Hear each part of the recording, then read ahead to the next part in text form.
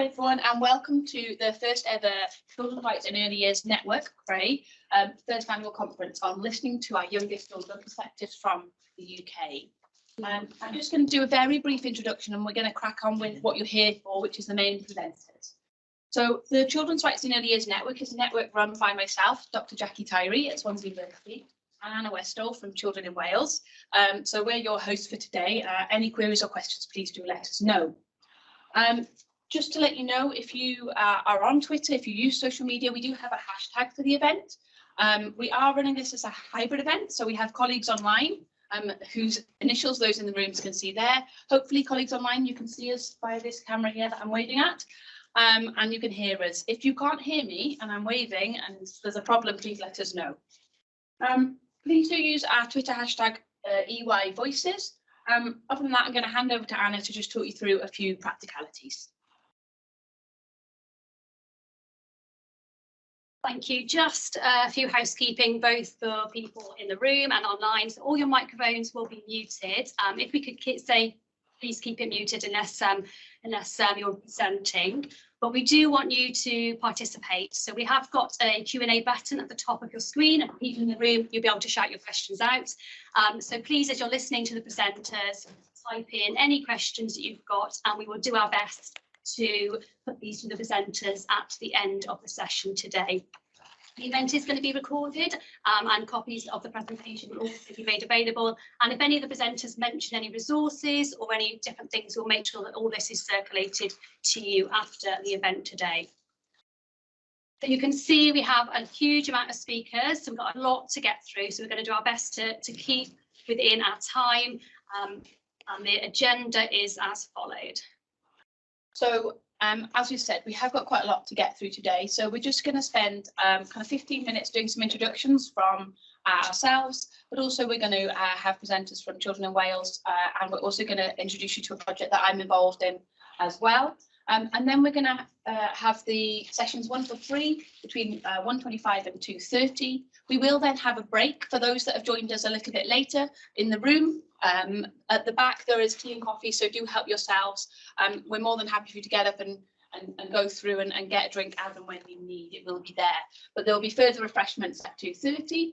And then we're going to have our final sessions up till 3:30, where there will be a chance for Q&A. So if you do have questions, please write them down. And because of the hybrid nature of the event, it's quite difficult to take kind of impromptu questions as we go along. So we're going to save those till the end when there's a Q&A, when Anna and I will manage questions both from online and from those of you in the room. And then we're going to finish at 4 o'clock.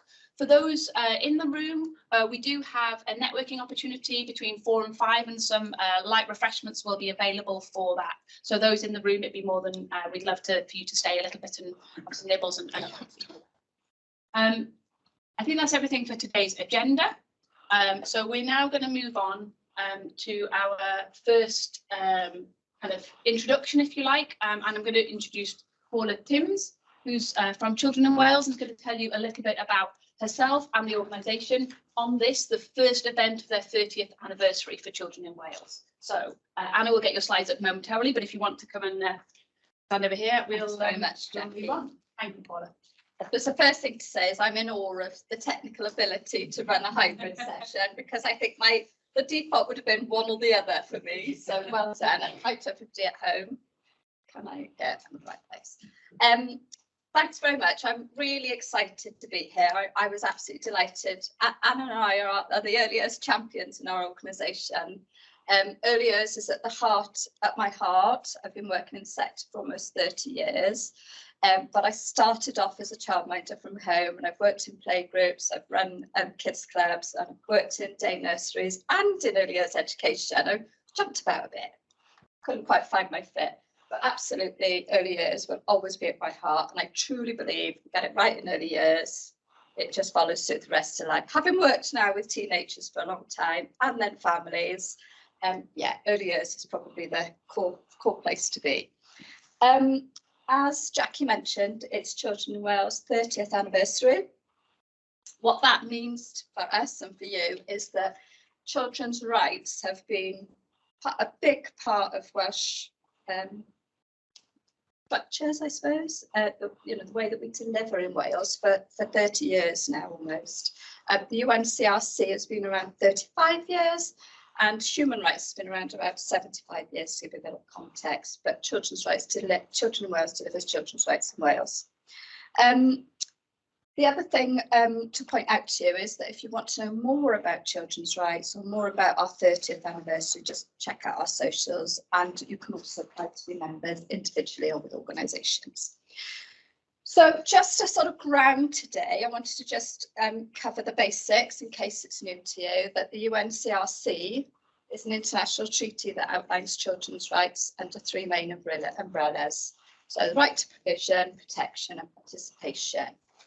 What we're going to focus on today is participation, and the fact that all children have a right to have their voices and to be listened to. So that's right from birth, from babies upwards. And I suppose the challenge for us today is thinking about what that actually means. And we've got this great opportunity to hear about it. So in particular, it's Article 12 in the UNCRC. I don't think it's actually new practice in any years, is it, that we listen to children? We wouldn't be able to get children to brush their teeth, to eat their snacks, to come to playgroup provisions, or to speak to the health visitor without a bit of co-production of whatever that means to you in your world, whichever background you're from. But what we're talking about today is taking it a bit deeper, that next step. It's not just about offering choices, it's about going even further for that. Welsh Government funded Children in Wales, and I developed a number of resources available in different categories of early years, and they're all available on the website, which is really useful. What I'm going to do is show you a little video. Okay. Let's see if it works.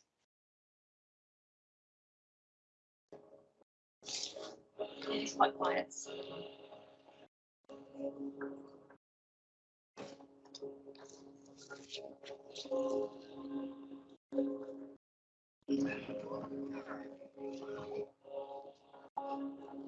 Can you remember what the slides mean? Did we learn about it?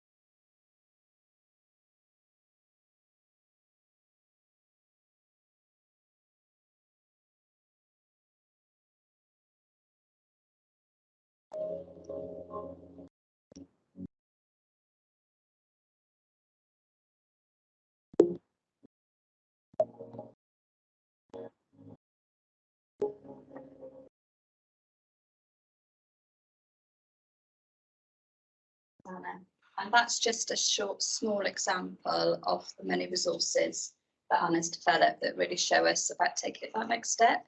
Interestingly, you probably have all heard the 20 mile an hour speed limit. It's quite controversial to businesses, to communities that's slowing down, etc., slowing down people getting to work. But actually, if we keep the heart of what children are saying at the centre of the legislation, it's all about keeping children safe, happy and healthy in their communities.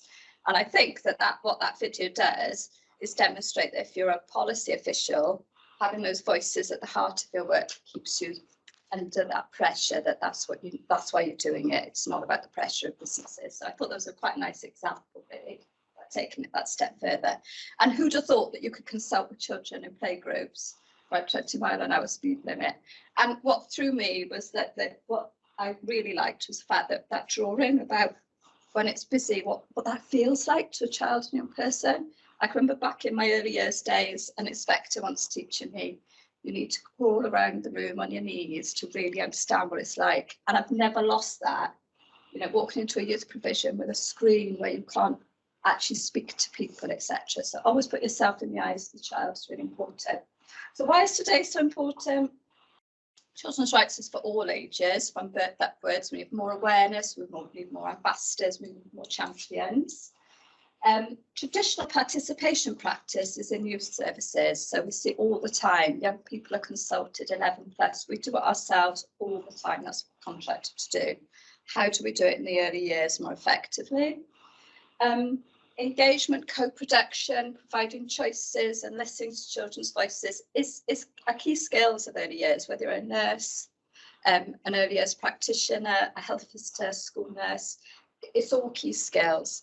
It's what you do best, and you have the gift online, in the room, to really influence the experience that children have, whether you're a manager or a provider in your settings.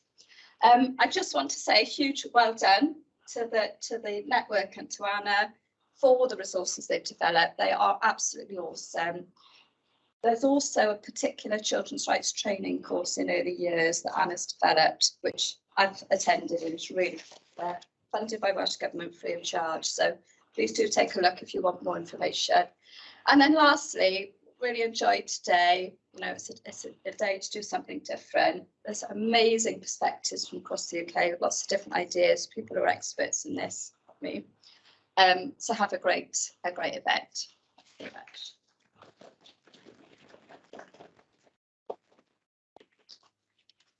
So I'm now going to share with you a video from a colleague that couldn't make it, unfortunately. So as I said earlier, we are the Children's Rights in Early Years Network.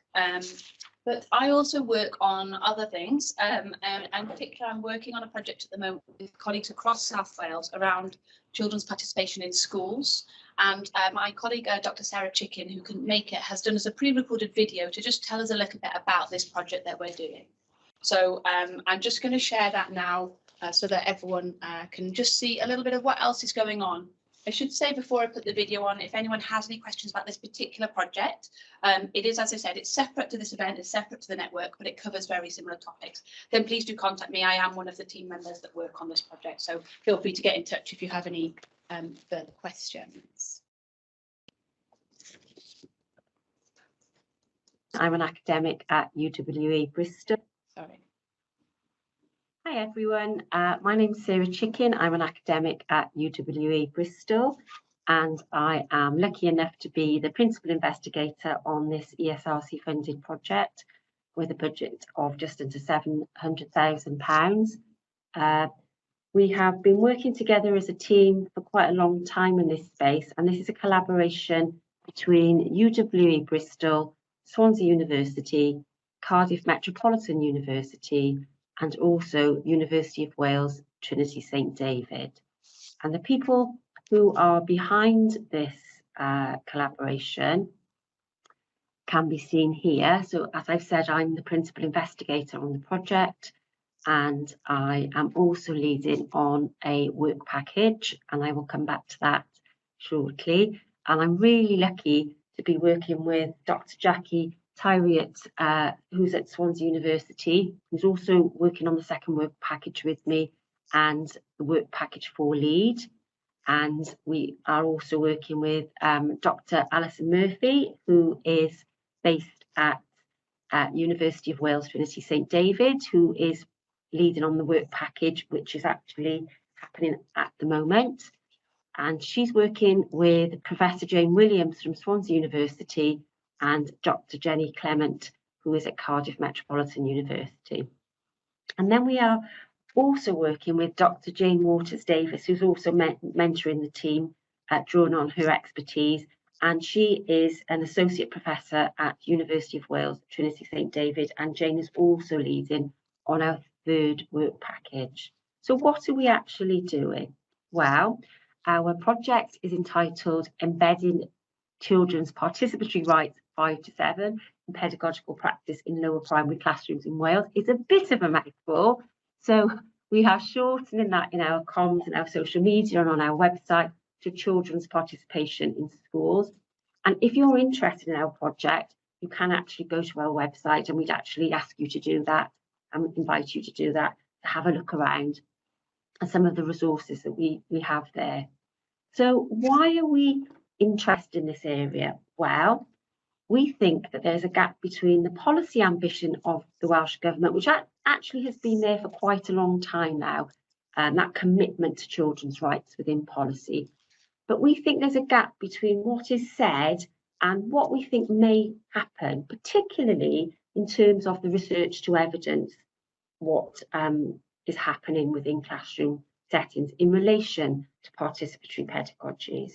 Because we've noticed that gap, we feel that we can attend to it and then actually support practitioners at a really crucial time and really exciting time within the Welsh policy context as we have the new curriculum coming into play. So who will we be working with? Well, as I've touched on, the project is structured around different work packages. At the moment, we are in one phase, but during a subsequent phase, we will be working with schools and teachers across the 7 initial teacher education partnerships in Wales. So we have one setting with 2 teachers in each of the 7 partnerships. So there are 14 practitioners in total who will be working with us over the next year to explore what these participatory pedagogies might look like, what the barriers and also enablers to having participatory pedagogies embedded within the curriculum might be. We're also going to be working in a subsequent phase with teachers and student teachers from one ITE partnership. And what we're going to be doing there is we're going to be drawing on the knowledge from our second work package to actually extend the learning with the teachers in the one ITE partnership. So how are we going to do this? Again, I have touched on this, but in our first work package, which is happening at the moment, we're actually scoping out the current picture. So the policy analysis of what the Welsh Government's policy actually says in relation to participatory rights and how they might be embedded and what that actually means for teachers. So that's the phase we're in at the moment. Come September, when we move into work package 2, we're thinking about transforming practices. So in this work package, working with the 14 teachers in the 7 settings across Wales, we will be exploring participatory pedagogies, and we're going to be doing that by looking at the practices from Reggio Emilia, Italy. That is not to say we're going to be saying that this is the way to do it, but rather that we're going to be using aspects of Reggio pedagogy as a mirror to the teacher's own thinking, to think about what participatory pedagogies can look like within our Welsh curriculum. So we think that's quite an exciting phase, and it's co-constructed, so we're having lots of involvement from both the teachers and also from children within the settings, because we think that children need to be foregrounded in anything that we actually do. So the teachers and the children will be engaging in Reggio type projects to explore this idea of participatory pedagogies. Then in the third work package, which is led by Dr.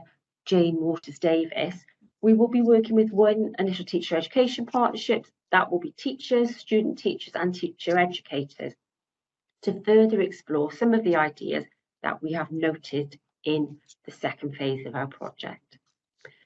We also have a 4th work package, but actually this work package is happening at the moment. It's our dissemination, so things like this video, also our website, our newsletters, our advisory groups, our desire to set up a collaborative network with interested practitioners who are also want to think about ways of embedding participatory pedagogies into their practice. So we've got a whole range of different dissemination things happening. That will also be our conference presentations and our outputs, which might be journal articles, but also writing for practitioners and different blogs and vlogs, etc. There's a whole range of things that we think might be quite exciting. And we have been really delighted because the reviewers' comments during the process of bidding for this money, they were all very, very encouraging. So as you see here, it says this is an incredibly well thought out proposal which presents a clear and compelling case for the need for the research along with a detailed precise plan of work. And also the reviewers like the idea that this is a participatory pedagogy and a participatory type of way of working with practitioners. So we would really encourage you to go and have a look at our website and get in touch with us, you know, email addresses, etc. If you would like further information. And we are, as I said, we are delighted to be working on this project together. So thank you very much for your time.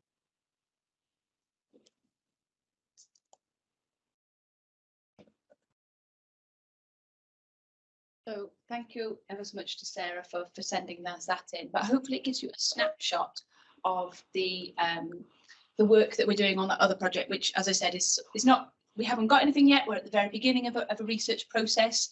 We're at the phase of kind of scoping, and as Sarah said, our first phase is to do a policy analysis. I have got business cards which I'll pop on the back table for those in the room. You'll see that we've got a table at the back with some resources on. I'll pop some of our business cards for that project, which has our website address that Sarah mentioned. So if you do want to get in touch, chat to me at the end or the break, or get in touch with us. As Sarah said, we are developing a collaborative network as part of that project around participation in schools, and we will be keen to have anyone that's interested in that space. Okay, so we're going to move now to one of our main presentations. As you'll see on the agenda on your desks, or for those online, you will have been sent an agenda. We're going to move to our first main presentation. So I'm going to hand over. We're not going to do lengthy introductions because we feel that the people are better at introducing themselves, and we are quite pushed for time. So I'm going to hand over now to Lorna on our screen, and I believe, Lorna, you're going to do your own slides. Is that right? Amazing. So over to you, Lorna. Lorna's from Strathclyde University, and I can't wait to hear her presentation. Thank you so much for coming along, Lorna. No problem. I'm just loading. Can everyone see my slides there? Yeah. See the slides? Yeah, perfect. Well, thank you very much for the invitation to speak today. I'm Lorna Arnott. I am the Director of Early Years at the University of Strathclyde in what will become the Strathclyde Institute of Education come the 1st of August. We are in the process of rebranding. So I'm going to talk a little bit today about my interest in working with young children and voice. This started out too many years ago now, and I started with an interest in consultation, really, and research methods for working with young children. And over time, that kind of progressed, I suppose, into wider theory around voice and what voice means for early childhood, how we define voice, and what difficulties and challenges that brings when working with children in the young ages. And when I say young, most of my work is set in nurseries. I started out in the 3 to 5 age range, and over time, and I suppose maybe fueled by having my own children, I developed more and more of an interest of working with babies and under 3s. So my current research project that I'm working with is for children under 3. I've just realised that your slide seems to be higher ahead of mine for some reason, doesn't it? I'm on my introductory slide. Yeah, it's okay. I fixed it. I can see it from your screen that it had moved forward. Yeah, so my current work is looking at young children 0 to 3 technology use for literacy learning, and as part of that project, we're going to be doing some participatory approaches with young children to understand the role of technology in supporting their learning in their homes across the UK, and I'm leading on the Scottish cohort for that data set. I also work with Professor Kate Wall on a project that she's been running for maybe nearly a decade, and not as long as that maybe, on young children's voice. And as part of that, we had a network of key scholars from across the world, people like Sue Dockett, Pia Christensen. They came to Strathclyde, and we started to debate what do we mean by voice. And that was a really interesting network to be involved in, and that's progressed into a Routledge book on theory and practice of voice in early childhood So it's been really interesting to develop my knowledge and understanding throughout that process. It's a huge topic and far too much to discuss in 15 minutes. So what I've decided to focus on are kind of headline approaches that I'm interested in talking about. That is not to say that this is all that there is to say, and I'm kind of condensing it down into a very simplified, idealistic kind of idea about voice. So don't take what I'm presenting here as gospel. There are more depth and discussions needed to be had, and I'm sure they will come out throughout the remainder of the day. But this is just a snapshot of the kind of things that I think we need to think about when we're talking about voice. So starting then with, well, what do we mean by voice? How do we define voice? And this is something that is incredibly challenging, particularly when working with very young children. Even the word itself, voice, I think is problematic in some cases. And that network that I worked on with Kate, we discussed those concepts of, what do we mean by voice in depth. And it was really challenging because the word voice implies some sort of verbal utterance. It implies that someone's going to speak, or you're going to use spoken language and you're going to hear it. And so that became problematic for us, particularly if we were interested in very young age groups like 0 to 3s, where voice language, spoken word is still emergent. And even with older children, who are perhaps have communication difficulties right up into school age, then voice becomes a problematic term because it implies that to be able to hear that voice, that the child has to be able to communicate in the spoken way.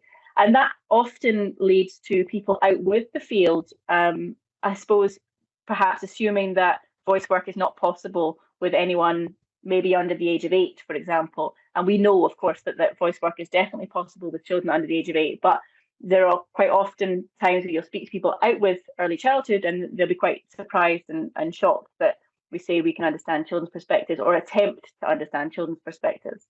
So voice in itself becomes a challenging term to think about.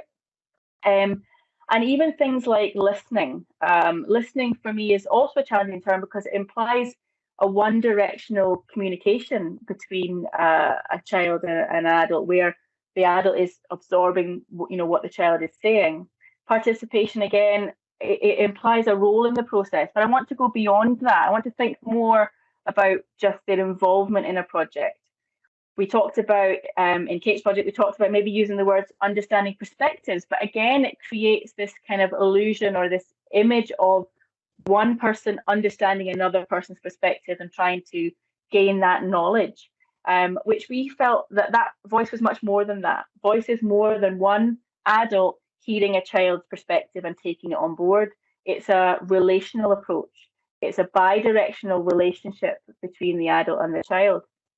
And so it involves a great deal of reflexivity, a great deal of shared understanding. So I've said shared experience here, and a holistic way of seeing. So much, much broader than what words come out of the child's mouth. It's about gesture, it's about gaze, it's about this feeling or this connection between an adult and a child, or between children, or between groups of people. And so there's that need to have a shared knowledge. And so perhaps intersubjectivity comes in there somewhere. And for those of you who haven't maybe heard that term before, intersubjectivity is used in sociology and anthropology, but it's quite often used in child psychology, where it's about that meeting of the minds, I suppose, that kind of shared perspective. And it's not just related to voice work, but it could be related to play. You can see elements of shared of intersubjectivity, as children might not be talking at all, but you can quite clearly see that they have this common sense of understanding about what is happening in the play. So it's this kind of intangible meeting of the minds, I suppose. So that becomes really, really significant and important when thinking about voice, because it is not just asking, what would you like to happen here, and then acting on that. It's a much more reflexive process where you are embedding that process in all the work you do. It becomes an ethos, it becomes a way of being, of working with children. And reflexivity for me is, it's often defined as a sort of self-awareness. So for me, voice work is about that continual self-awareness, about understanding what's happening in this particular context. It's about understanding what's happening between an adult and a child, and it takes a lot of critical reflection. So that's really, really important, because if you're going to have a shared knowledge or an intersubjective moment, you need to work out how that can actually take place. And with babies, for example, attunement is often listed as one of the ways that we can understand children's perspectives.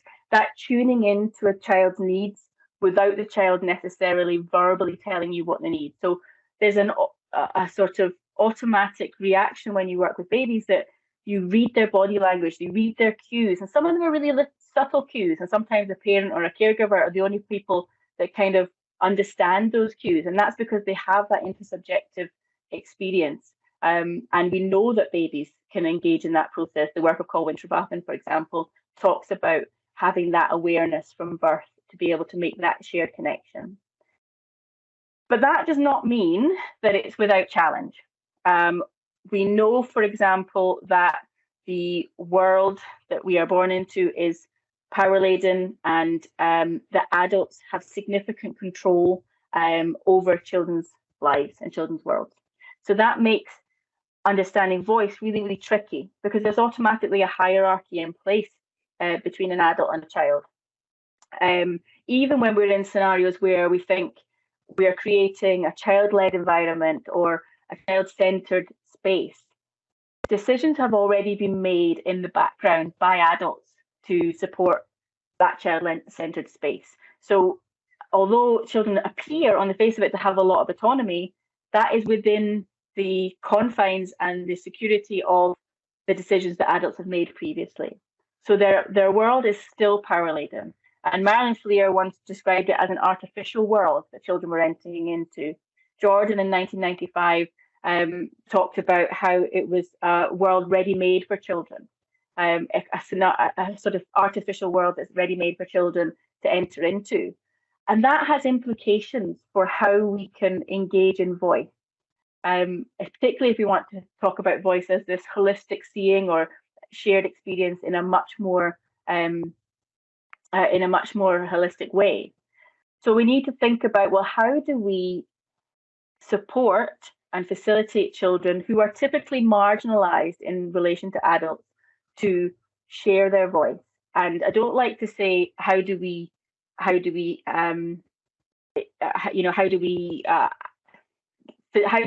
give children a voice? I don't like to use that term, because there's huge implications in terms of gifting. Like, we still hold the power dynamic there because we're allowing children to have a voice. And we need to move away from that dynamic and think about, well, how do we facilitate children to articulate the voice that they already have? It's not about us helping them have their own voice because it's already there. So how do you articulate that? Not necessarily always in verbal terms. How can we use body language, gesture, gaze, and how can we create those intersubjective moments and attune into the child's perspective? And how do you do that? Well, for me, it's really, really difficult. I think that it's a really complex process that we need to go through. But I often think about trying to imagine what it feels like to be a child, what it feels like to be a child in that setting or in that context. Then you start to have that shared knowledge of experience, that holistic seeing.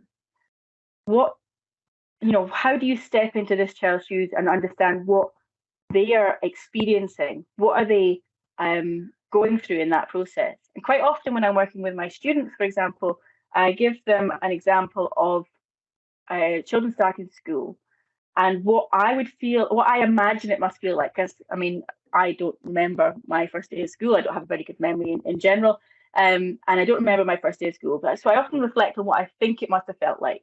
And I think about children who start off in nursery and they have their parents taking them in, and they're greeted by a key worker and they get their cuddles in the morning and they put their bag up, and then all of a sudden they're a big school child and they suddenly are met with this abyss of a large playground where there's lots and lots of children, and the parents don't come in necessarily anymore, and sometimes the teachers aren't in the playground, and what that must feel like.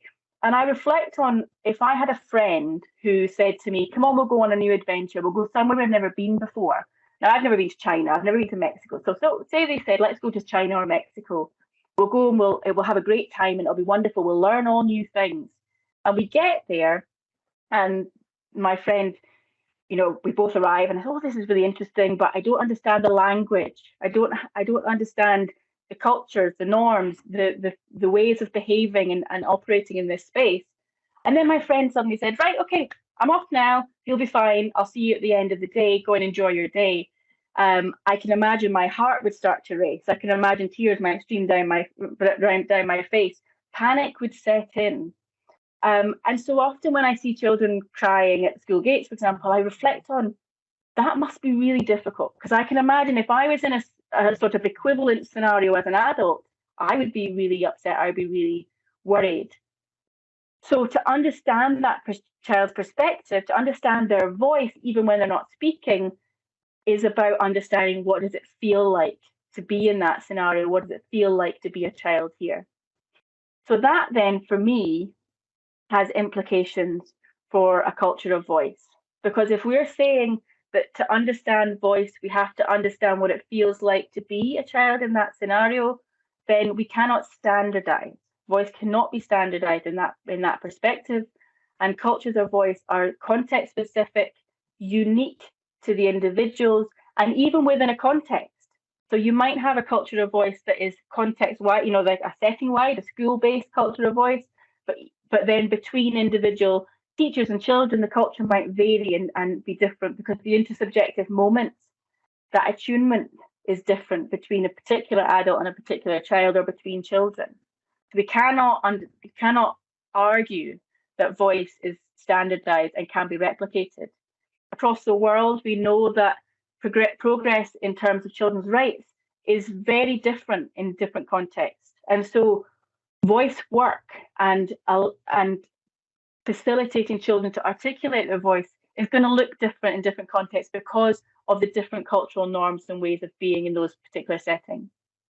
So for me, I think it's about understanding that voice is much, much more than verbal utterances. It's more than listening. It's more than participation. It's more than understanding perspectives. Voice is embodied and it's emotive.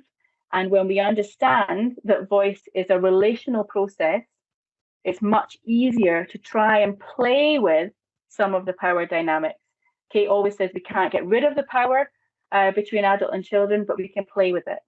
And taking a stance where we are thinking of voice as emotive and embodied allows us to begin to understand what it feels like to be a child in that context, and that allows us to play with the power dynamics and hopefully reduce them slightly to help facilitate children to articulate their own voice in whatever form that may take.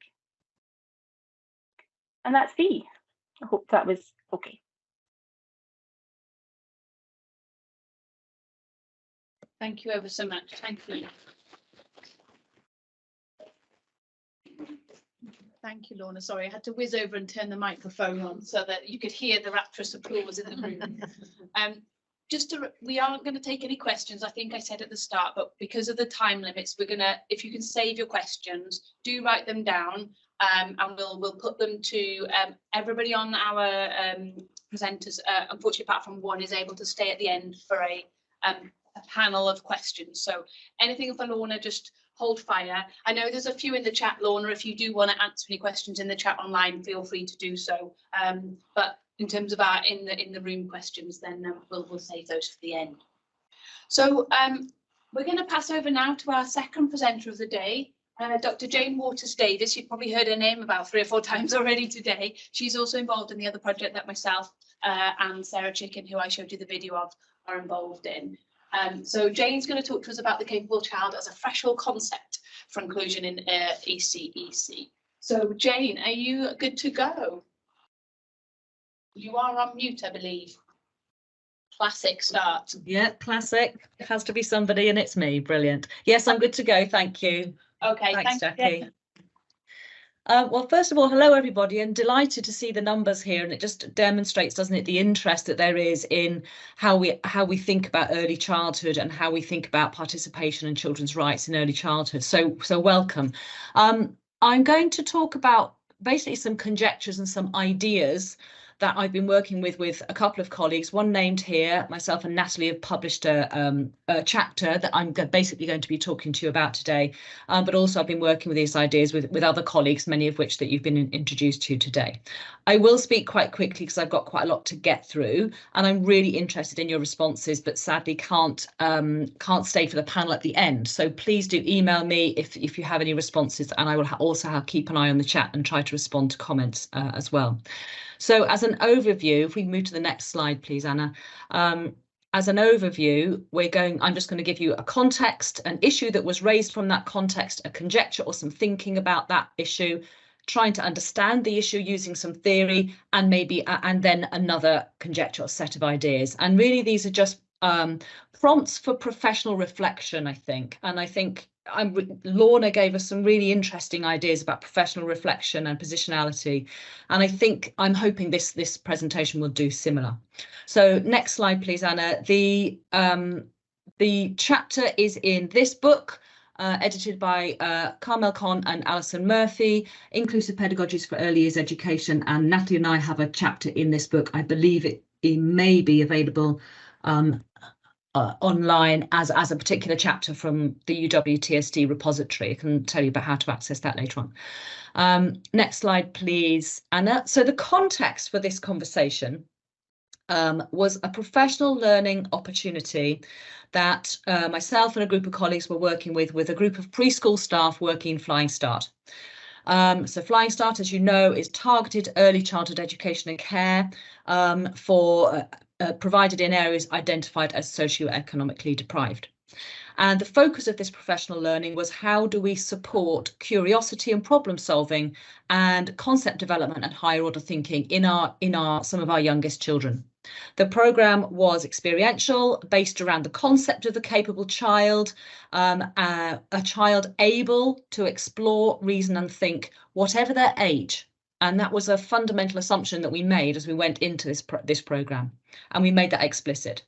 And so throughout the programme, we explored the adult role in supporting thinking through modelling wonder, asking questions, demonstrating inquiry and interest in the world around us.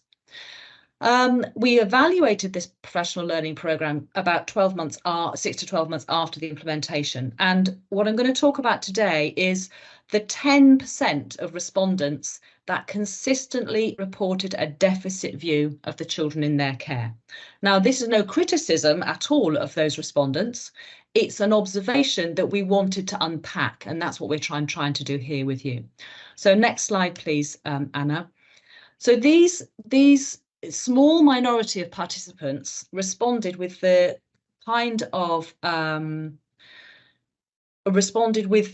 comments that we see here in front of us. So things like, our children are very young for this process. The majority of the children in our care have some sort of delay. It's important to remember the age of the children and to take into consideration that they're from a deprived area and may have speech and language delays. And we'll do this when they're at a stage when they're ready.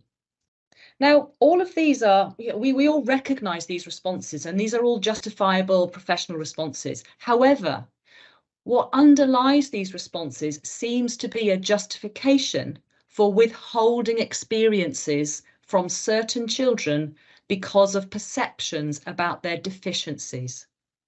So the issue, when we look at it through this lens, becomes about equity, inequity, inclusion, and the rights of all children, not just certain children. And so we wanted to explore this further. Next slide, please, Anna. So our conjecture was that maybe we assumed a capable child, the idea of a capable child was one that we didn't need to worry about with this group of practitioners. However, when we thought about it more, we thought, well, actually, these practitioners work in the context of high levels of multiple deprivation, high incidence of developmental delay, and especially speech and language delay with the children that they work with, all of whom are 2 and 3. And we also work within our society of a societal conception of the child, what Cook calls a default conceptual position of the incapable child, the unknowing, innocent, deficit child who needs protection and adult structured manipulation to reach a less deficient status.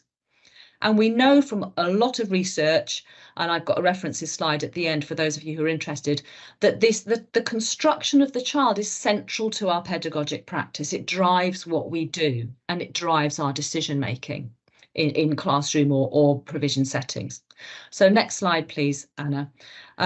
So the responses reflected, that 10% of responses reflected a model of the young child that centred around incapacity and centred around need of nurture and protection, which we don't argue against. However, in that kind of model, the adult has a responsibility to orchestrate what is made available to the child and when. And we suggest that this construction of the child in this weakened state may inadvertently lead to practice that is partial or not inclusive. It may be built on an understanding that there's a hierarchy of skill development and that language skill precedes curiosity, that children without language can't engage in play that's driven by curiosity or inquiry, and that these children need to be protected from overexposure to ideas in case they cannot cope. So we asked the question, does a well-intentioned professional position, such as that described above, mean that some children are restricted from access to play and pedagogy that might serve to support their curiosity and conceptual thinking? We thought about this further. If we go on to the next slide, please, Anna. And we wanted to look to theory to help us understand why this might be the case, why this deficit child construct might be so difficult to overcome. And we read about the notion of a threshold concept, which some of you may be familiar with. The idea of a threshold concept is it's like opening a door to a new way of understanding something. So it represents a transformed way of understanding or viewing something. And once you understand a threshold concept, you are transformed and you can't go back. You can't kind of close that door and not know what you now know. So in short, once we genuinely grasp the notion of a child as capable, we cannot respond to the child as incapable. And the converse of that is that if we don't genuinely grasp the child as capable, then we may respond to the child as incapable, particularly when we have concerns about their deficient position, for example, speech and language delay or socioeconomic status or age. So we use the threshold concept to understand why there's a persistence in this deficit position, albeit for a small group of individuals, a minority of individuals, despite a strong Welsh policy context committed to the rights of the child. We go on to the next slide, please, Anna. Now, as Cook explains, the cultural force in the global north, at least, of the child as immature and innocent is so strong that it requires significant effort to overcome this notion of the child as immature. The need to conceptualize differently the state of childhood is therefore troublesome. It requires us to think carefully about the words that we use. What do we mean by the active child? What do we mean by the capable child? And these concepts that are associated with those ideas need to be brought into play and explored. The idea of the capable child requires that we reconsider how we view our childhood selves and our adult relationship with the children around us. And I think Lorna's description was really key there at describing how we reconsider that relationship. And without such reconsideration, we can't start to view the child as capable. So studies by others in the field have shown us that it is very difficult to support students in early childhood education care programmes to transform their constructions of the child from one of deficiency into one of capability. And yet it's not something that we routinely attend to in our day-to-day thinking and practice about what it is we're doing in our childcare settings. So this was how we came to understand this issue, that there is a strong cultural force associated with the weakened child, particularly those who might be seen as vulnerable for whatever reason. And I think I've got time, Jackie, correct me if I'm wrong, to just go on to an example. If we think about this scenario, and there are a couple more scenarios worked up in that chapter, we have this picture of Meg. Meg is a child, 2 years old. She has a language delay, quite a significant language delay. And in an observation of free play, Meg was seen to play with balls rolling down tubes, very common activity. She picked up different sized balls that were available and showed the other children how the larger, heavier balls behaved differently to the large balls that were light, and also behaved differently to the small, heavier balls. She also played with pushing balls hard. You could see her forcing the balls down the tubes, and also just letting them go by dropping them down the tubes. She was in full flow play and exploration. And here on the slide, we see these responses of staff who hold different conceptualizations. Now, these responses are drawn from observations of practice. They're not drawn from observations of Meg, but they're drawn from our experience of working with staff in wide variety of settings. When staff hold a capable child concept, they are likely to reflect on Meg's play episode and reflect that Meg demonstrated interest in concepts of fast, slow, heavy, light. She was responding to problem-solving queries and open-ended questions through her actions. She was asking questions, she was inquiring, she was curious. And these staff planned to introduce different sizes and shapes of tubes and introduce water into the area next time they set it up. When we work with staff who see this child, because of her language delay, as developmentally vulnerable, we will often get a response which is more like this one. On reflection, staff note that during the activity, Meg was able to begin to verbalise and label some colours. The staff decide to build on this by introducing some further colour naming activities into their planning and to reinforce naming of colours within Meg's next one-to-one session. Now, both these responses are completely professional, appropriate practice, and we will probably all be aware of both these responses in many settings that we work with and in. However, what we might start to see here is that Meg is not offered opportunities to extend her thinking and curiosity in the second example. In the second example, she's restricted to naming colours in her play. And we might start to wonder about the inclusivity of certain pedagogic decisions that we make. There are no easy answers, and there's no right or wrong here. I'm just opening up this space for discussion. So if we move to the last slide, please, Anna. So conjecture 2 is that we are now thinking about the conceptual construction of the capable child as a threshold concept in the study and practice of early childhood education and care. This underpinning construct impacts all the decisions and actions in practice that shape whether a setting is inclusive or not. And we know that if there is a lack of inclusivity, this would be inadvertent. We're not criticising any practice here, we're just opening up observations of what we've seen.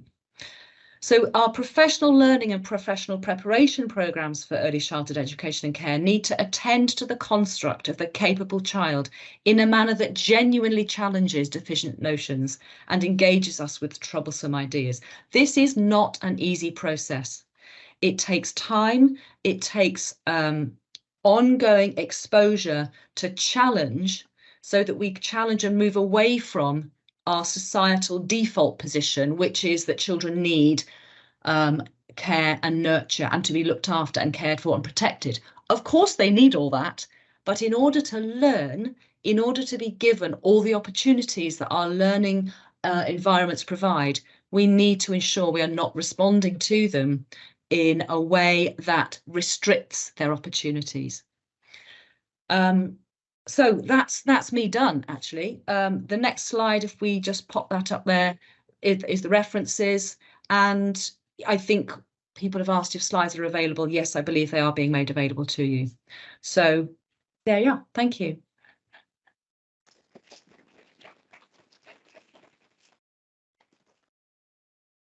Thank you ever so much, Jane. I was scribbling away furiously trying to get everything down there. As Jane has said, the slides will be circulated afterwards, as will recordings of the session. So kind of don't panic if you haven't got everything down. Thank you ever so much, Jane. And again, apologies that we won't get the chance to get questions to Jane, but as she said, you can either email them to myself or Jane herself afterwards if you do have any questions for later on.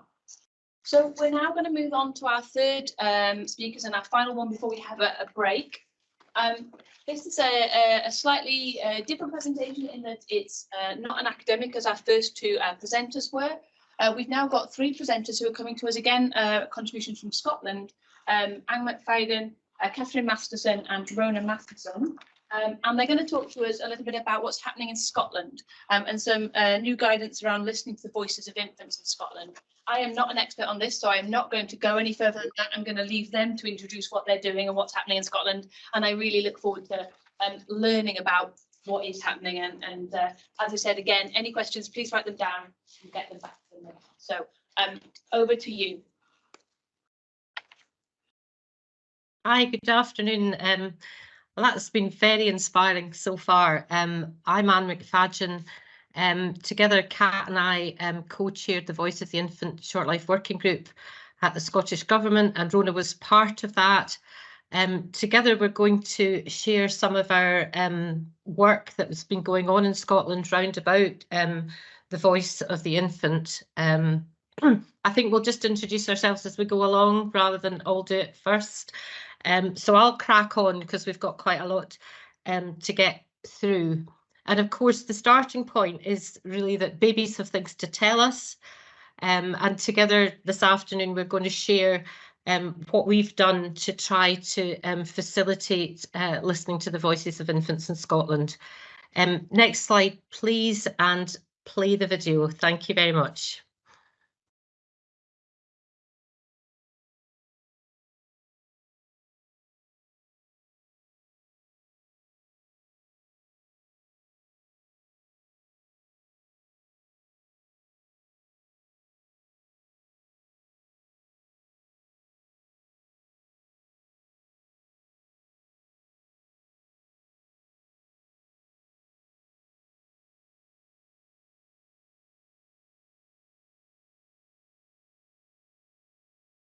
Thank you. Next slide. Okay, so that was one of the things that we've been doing in Scotland. That's our kind of marketing campaign. That was an advert on Scottish television, and there's a whole lot of work behind that, which helps parents to support their wee ones and tune into them. So attunement's a pretty critical word for us too, and it's all available on the Parent Club website in Scotland. Just to go back and recap on the history of this work, we had a perinatal infant mental health programme board which ran for 4 years from 2019 until March of this year. And as well as being tasked with improving perinatal mental health services, we were tasked to create a multi-agency model of infant mental health provision to meet the needs of families experiencing significant adversity, including infant developmental difficulties, parental substance use, domestic abuse and trauma. Next slide, please. So I know this is like teaching a granny how to suck eggs, but just to remind you what infant mental health is, I've put this slide up, the developing capacity of the child from birth to experience, express and regulate emotions, to form close interpersonal relationships, have a positive sense of themselves, explore and learn and adapt to their environment. And all of these are in the context of relationships and critically a relationship with a key attachment figure. Some of you will have seen the UNICEF PEDAL document where Sally Hogg and her colleague, whose name I've just forgotten for the moment, talk about being and becoming mentally healthy. And this is really fundamental, actually, because the arguments for attention to early infant mental health have been well made in terms of prevention and of adult outcomes, both in terms of productivity, satisfaction with life, lack of mental health problems, lack of criminality, etc. But it is really important to think about the being mentally healthy as well. And for that reason, we're kind of thinking about addressing, or we've tried to address, how do we find out what the baby's contribution is, what the baby's experiencing, what the baby wants to happen. Next slide, please. So our vision is that there's a shared understanding and definition of infant mental health and the importance of these relationships across policy and practice, families and their communities. We are supporting parents and carers to build positive relationships with their babies and vice versa. As I said, prevention of later mental health and relationship problems is crucial, but also is early intervention being offered at the right time if the baby's in need. Next slide, please. So there's a couple of diagrams coming up, which are the foundation for the way that we're thinking. This diagram, the life stage model, really tries to encapsulate what opportunities we've got to influence intergenerational health and well-being. And of course, we have to do that in the context of trauma and thinking about trauma-informed approaches. And I'm delighted to say that the Mental Health Strategy for Scotland, which was published last week, includes this diagram. So we've managed to persuade our colleagues across mental health in all ages and all specialties that really a life stage model is important. Next slide, please. And this is our model of the infant mental health service provision, or infant mental health provision, which of course happens in early years in educational psychology. It happens in social work. It happens in other services such as paediatrics and adult mental health. But I'm working from the outside in, which is rather the opposite of what I usually do. The four bubbles around the circle are the parts of the system that we have directly funded from Scottish Government. And of course, other funding supports universal services such as family nurses. And we've got a very active family nurse partnership programme, health visitors, midwives, general practitioners. Families are really important in terms of thinking about the infant's well-being, who supports the family and who supports that baby and his or her primary caretaker. So we're interested in all bits of this system and trying to knit them together and make sure they're communicating, make sure they're integrated with each other. Third sector services are particularly dear to my heart because they do a wide variety of things, from really giving very practical support to families, helping them to get appointments, helping them to work out their benefits, through to some very specialist interventions such as video interactive guidance. Next slide, please. So the things that are important to us are listed here. These are our values, if you like. We're very, very aware that equity of access to services hasn't happened yet. And we did a study in one health board area where we found, in fact, that the people who were most likely to get referred to any sort of specialist service around maternal and infant well-being were the people who lived in the poshest areas. Not surprising. And maybe the point that was made by the last speaker about people bringing their own kind of state of mind. If you think somebody's got a lot on their plate, they've got a lot to cope with their adverse social circumstances, whatever's going on in their families, you think, oh, they're not going to manage a referral to a specialist service. The most important of these, of course, though, is having the infant at the centre of everything we do. And we have some policies in Scotland which really do this very well, getting it right for every child, the promise, and of course, a bill has been passed in our Parliament to adopt the UNCRC, but it awaits actually confirmation by the UK government. So there's a wee bit of a wrangle going on about that just now. Infants' rights and voice are crucial. At this point, I'm going to hand over to my colleague Kat, who's going to tell you about our Voice of the Infant work. And I think that's next slide, please. Thanks, Anne. Hi, everyone. Thank you for having us here today to talk. My name is Catherine Masterson, and I'm a Participation Officer with Parent and Infant Mental Health Scotland. So as Anne mentioned, we have developed a best practice guidelines document, and as a co-chair of the Voice of the Infant Short Life Working Group, this was a small group of individuals that were members of the Infant Mental Health Implementation and Advisory Group, which was an advisory group to the programme board that Anne mentioned. So we came together to form the Voice of the Infant Short Life Working Group, and we wanted to provide guidance on how to take account of infants' views and rights in all encounters they may have with professionals. So this is either in statutory services or the third sector, or indeed in public spaces such as shops, libraries or galleries.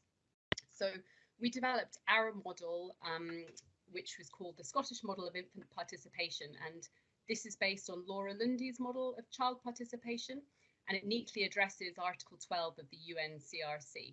So that's the right to express views, which we have addressed via a space and voice, and the right to have views given due weight, which we have addressed with audience and influence. And so this became the framework for our best practice guidelines. Next slide, please. So our best practice guidelines is a document that includes important messages about how to facilitate infant participation. And we had developed key messages around the 4 concepts that I just mentioned. So firstly, creating space. This might include providing appropriate toys or getting down on the floor to help facilitate communication. We wanted to give guidance on how we could help them find their voice. And this means when you're talking about pre-verbal children, observing this in their postures or movements, in their eye contact and other non-verbal communications. Providing an audience relates to how infants need to be actively listened to, using words to communicate what the baby is actually doing. And through our words and body language, we also let babies know that we are listening to them. And finally, the 4th concept of influence. So after we've interpreted an infant's views, they must be considered by those with the power to affect change. Appropriate processes or personnel such as an infant voice champion are necessary to support this. So of course, facilitating infant voices can be challenging in some situations. So we have included a section on special considerations, for example, considering prematurity, any additional physical or developmental needs and the family context. A large part of the guidelines include a good practice checklist. So this is a helpful tool to evaluate and improve practice. And at the end of our guidelines, we've included a series of good practice case examples, including one from Starcatchers, we'll hear from Rona shortly. And this showcases a variety of good practice in relation to some of the ideas that we presented in the guidelines.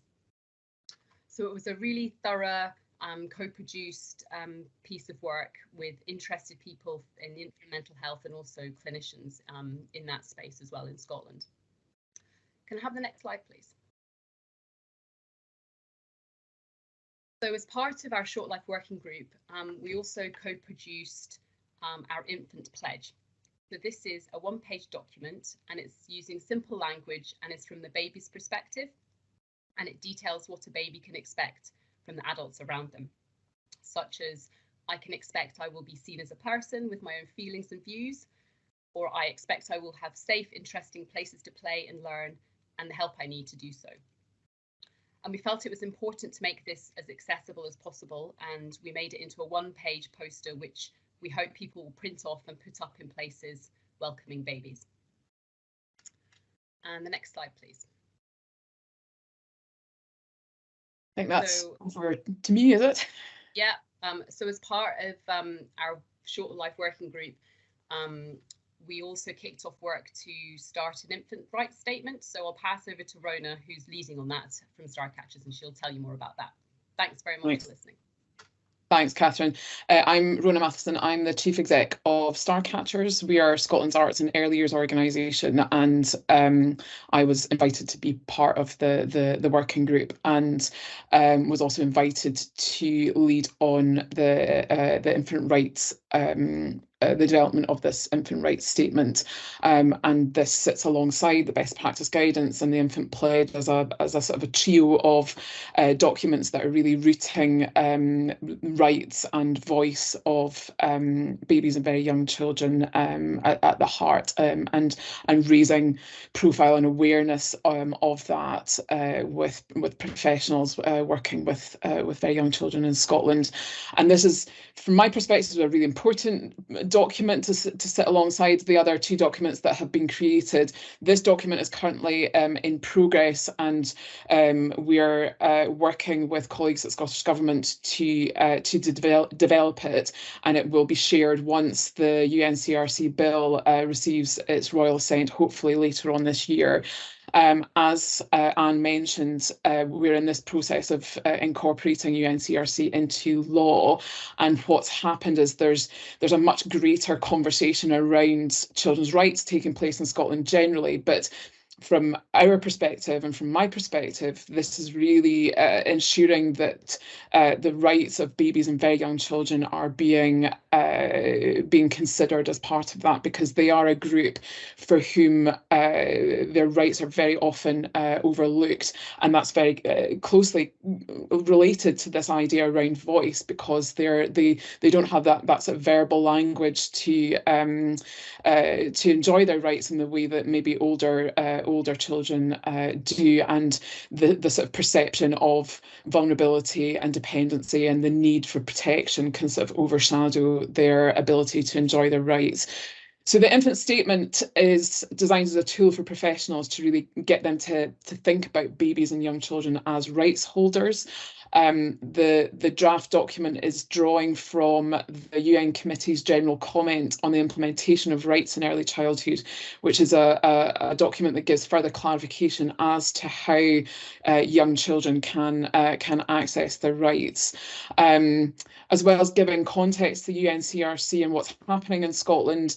We've pulled out some key articles that relate to babies and young children, starting with things like Article 2, which is about non-discrimination, Article 3, best interests of the child, Article 6 on the right to life, survival and optimal development, and other things like Article 7, which is about birth registration and the right to names, rights that are very specific to babies and young children. But really what we're trying to do is use the kind of these articles that we've pulled out as a gateway for professionals to really consider the depth and breadth of rights that are held within the UNCRC and how they can support babies and young children to enjoy their rights, because they're absolutely reliant on the adults around them to support them to do that. So key for us at the moment as we're developing this statement is about how we really articulate the practical application of rights, and that's something that is quite challenging, and is for me is a key that will enable this to be a really tangible document that people can use.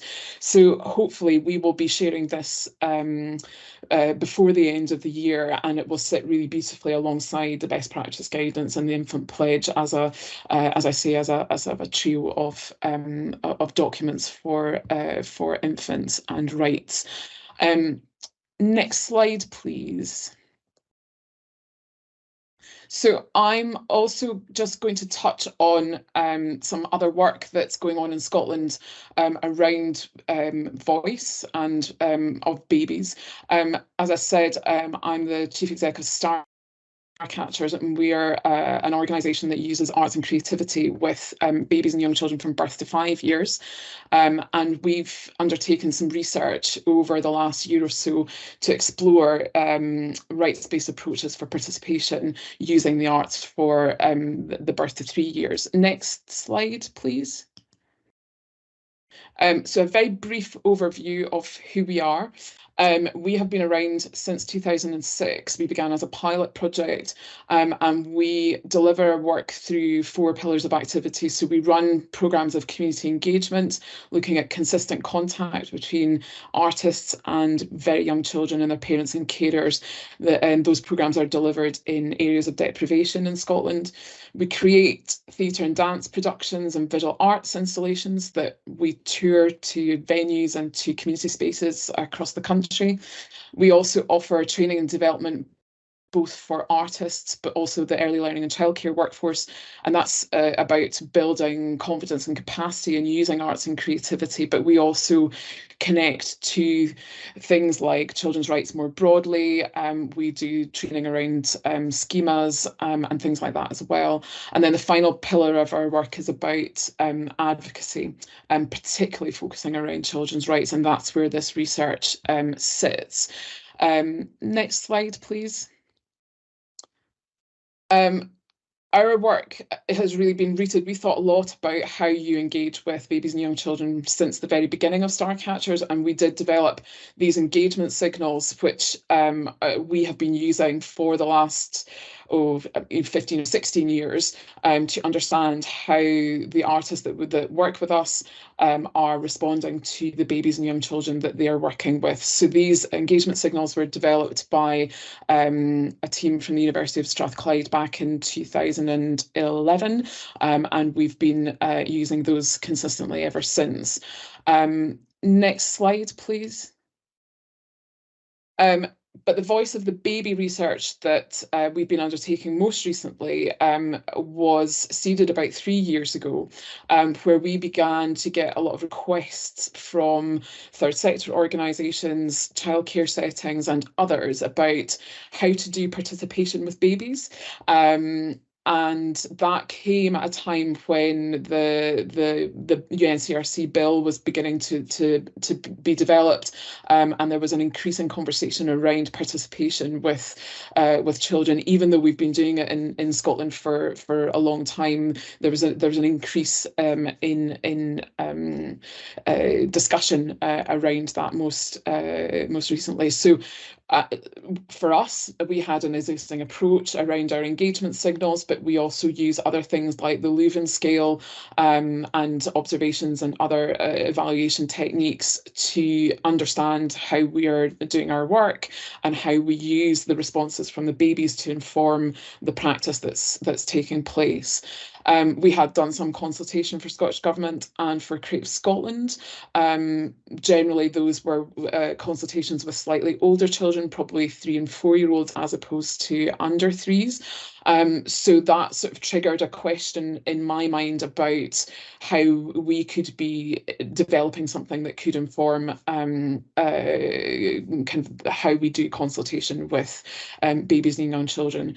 So this research is funded by the Catnach Trust and is being delivered by Dr. Rachel Drury from the Royal Conservatoire of Scotland. And she worked with a research assistant, Claire Ruckert, to really unpack this question about how could we develop a framework or a methodology for participation using the arts. So these were the kind of the key research aims and questions that they explored in the first phase of the research. Next slide, please. So the methods that they used for that first phase was to use a systematic scoping review of literature that really focused on participatory rights of children. Predominantly, the papers that were used were from within early childhood settings. There's very little that they were identifying that came from out with some more formal settings, which was quite interesting to note. And we also undertook a survey and group interviews with artists and organisations who are working with or making work for babies and young children in Scotland. A big focus has been to use artists that work specifically with Starcatchers, and Rachel and Claire were using models of participation as a focus, and as has already been touched on, the Lundy model was used to inform that work. Next slide, please. So the first phase of the work has been concluded, and there is a report which I can pop in the link in the chat. So the findings from both the review and the focus groups and survey have sort of demonstrated that there is real potential for the arts to be a really good context to situate research into children's rights, and for developing a framework for participation with very young children. There's something really powerful about the space that arts experiences can offer, where children can be empowered to express themselves, and I think that's particularly relevant when we're looking at different ways that babies and young children communicate. The other thing that's really key is the role of the adult, and it came across in both the review and the interview, and it touches on some of the things that have already come up in terms of power imbalance and protection, and that at the adult as a mediator within the space. And for us, it's also that sense that the babies always come with a parent or carer, so there's a sort of a triangle of the relationship between the parent, the carer, and the artist, and how that fits together. Next slide, please. So the first phase is complete, as I say, and the second phase of research is underway, and the researchers are collecting data from observations within 3 of our community engagement programmes, and those are programmes that are working with babies and young children, primarily birth to 2, and their parents and carers in Wester Hailes, which is a community in Edinburgh where Starcatchers is based, in Fife, which is just north of Edinburgh, and then in Murray, which is up in the northeast of Scotland. That data collection is nearly complete, and the researchers will be working to develop their findings and propose a framework for quite hard to say, for participation, that we'll share later on this year, and that then the idea is that Starcatchers can test this, but the key for me is that this is not a framework that just sits within an arts context, that actually this is about enabling babies and very young children's voices to be considered, heard, shared, responded to, and it's about using the arts or the creative experience as a vehicle, but that doesn't necessarily have to mean that it has to be an artist who's leading those sessions, so that actually there's a toolkit that we can develop, training and resources around, that can enable other professionals to utilise that framework when they're working with babies and very young children. And I heard from Rachel this morning actually that they've had some really good sessions with their data collection, and in terms of models of participation, that actually they are veering away from the Lundy model within the space that they're in, and actually creating something very, very new and particular to this work. So that is particularly exciting from my perspective. I think that's all from me just now. I could talk about this for hours, but I know we've got a very busy schedule, so thank you very much.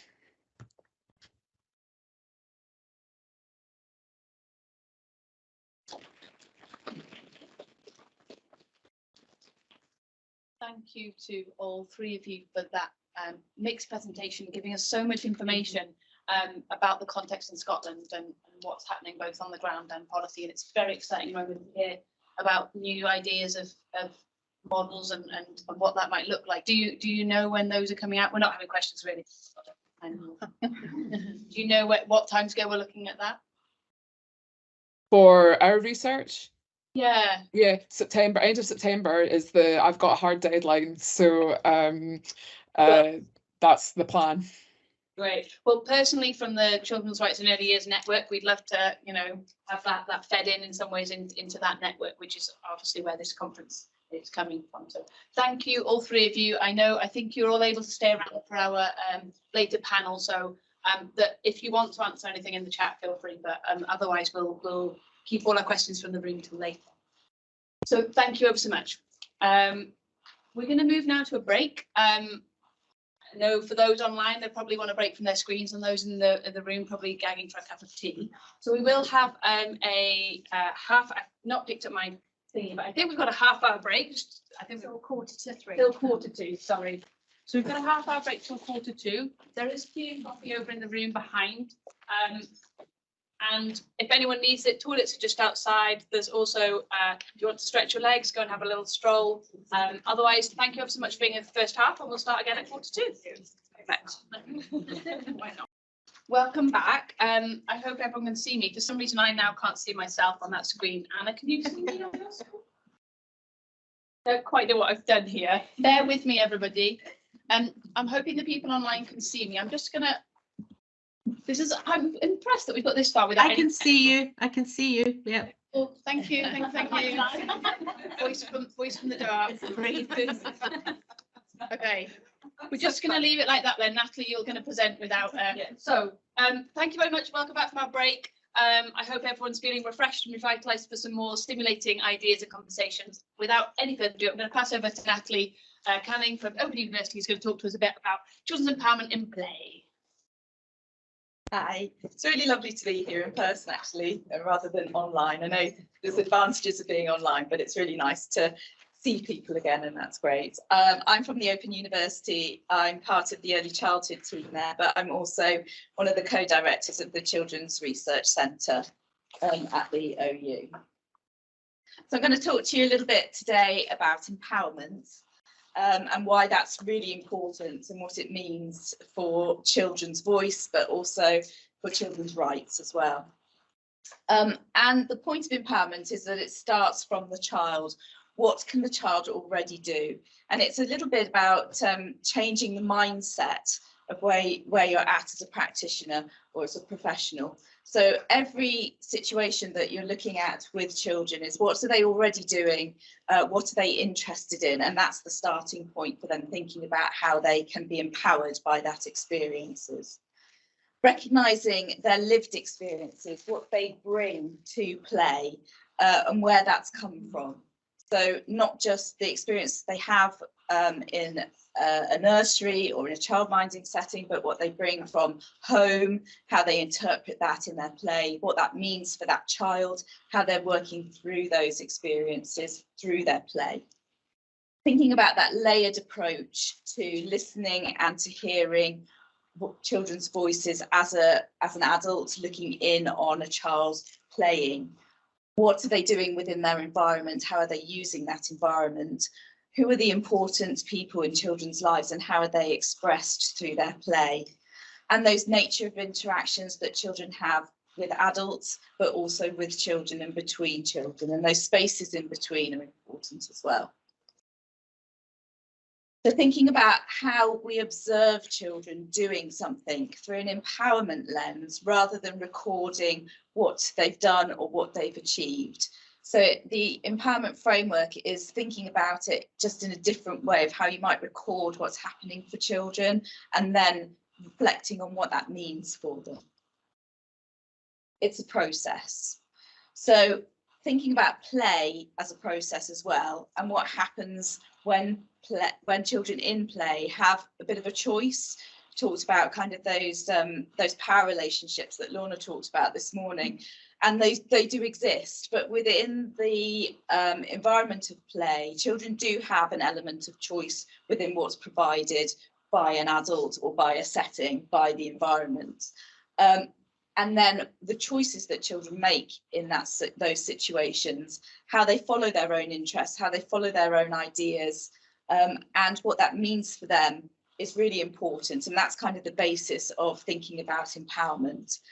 What might happen if I do something? That exploratory, that excitement that children have when they're engaging in something new and something different.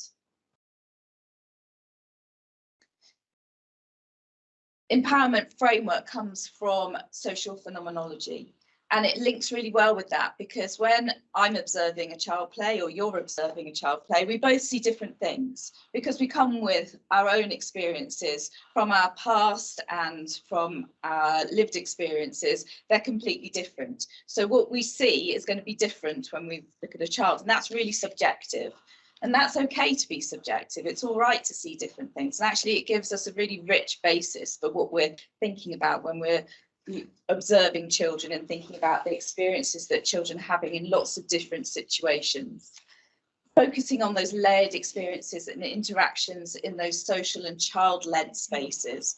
So again, providing as a practitioner, as an adult, those spaces where children can have a little bit of a choice, where they can kind of control what they're doing in those environments is really important for thinking about empowerment for children. And then we're giving those judgments and meanings are made in those situations, and that's that idea of that social phenomenology. So the empowerment framework is an analytical tool in that sense. It's thinking about the subjectivity that we place upon what children are doing, but also then trying to think it from the child's point of view in terms of what they're doing and the interests and actions that they're following. This is a little bit of a whistle-stop tour. So this is kind of how the empowerment framework came about. So through observing case study children, thinking about the behavioural traits of what is empowerment, coming up with those and then grouping those through theme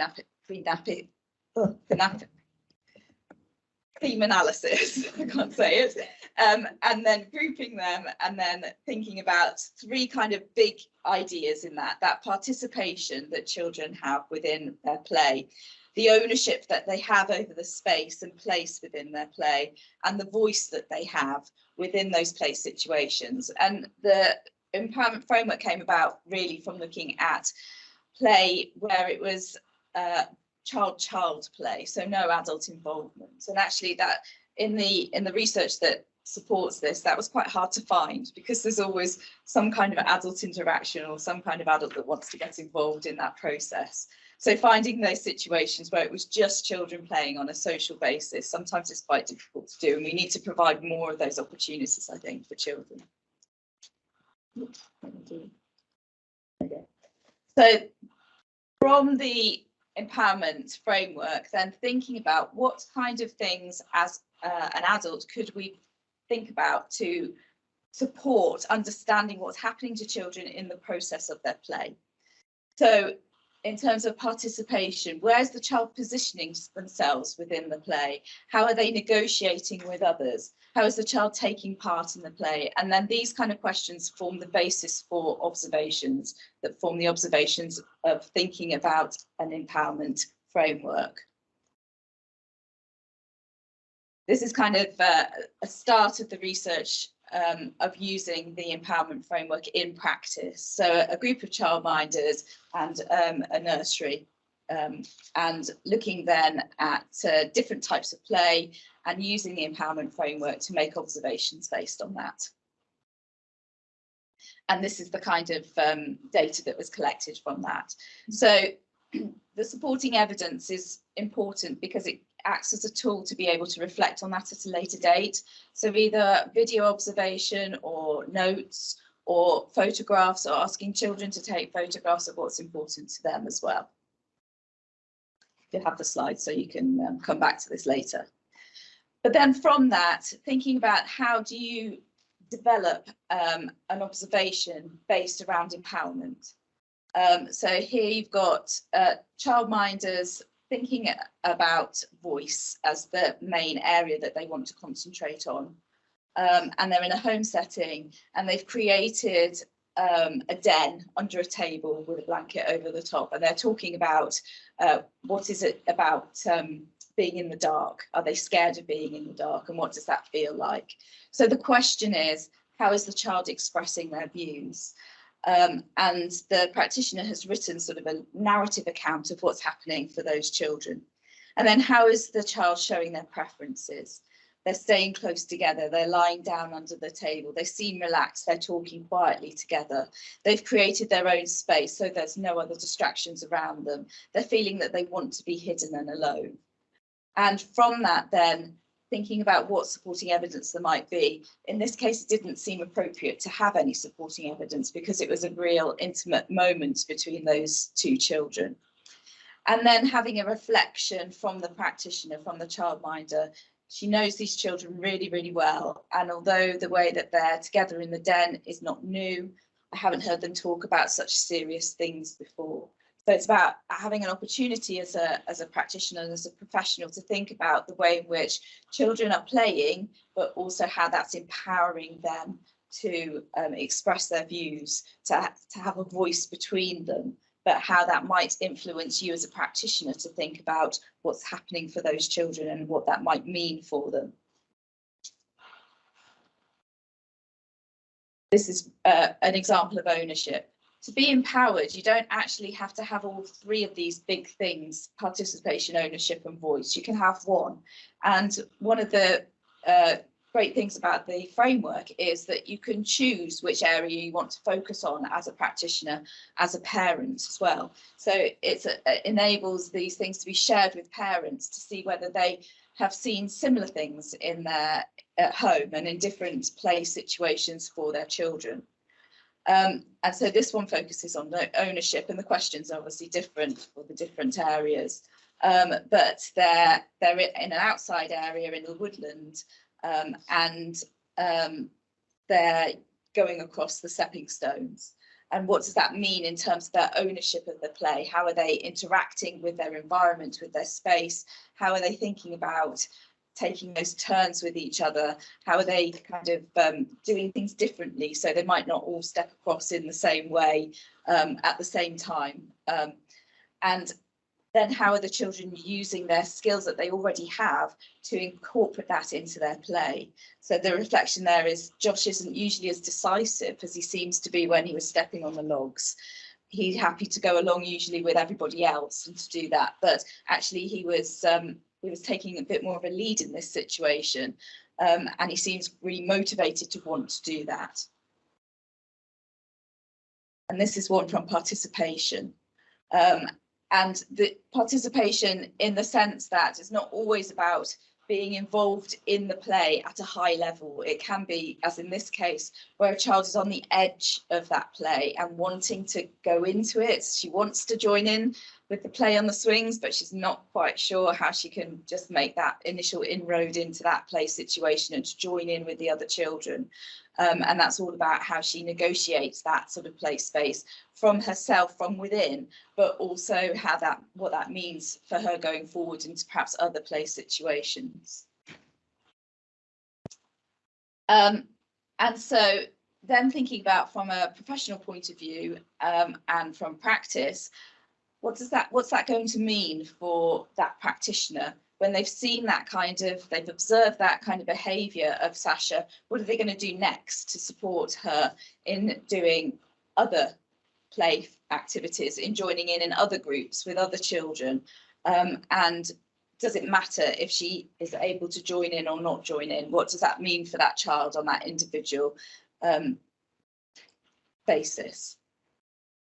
So part of this research was about what it was like for the child, but it was also about what's it like for professionals using the framework. What does it look like in practice and how does it feel?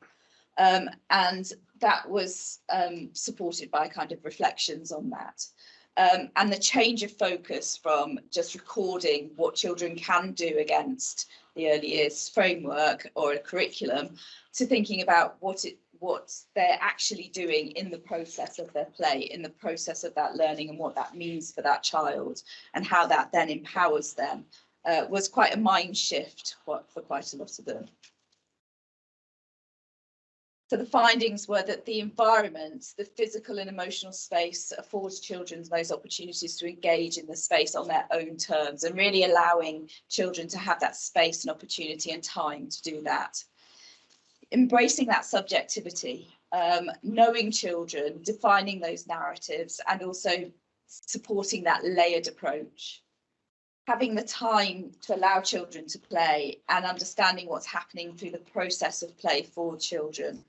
Thinking about that slow pedagogy, stepping back, readjusting, reflecting, and then being able to provide further learning opportunities, perhaps in a different pedagogical approach, being more flexible, reflecting on the values of not just yourself as a practitioner, but also the values of the setting, and how that develops to reflective thinking to connect practice together.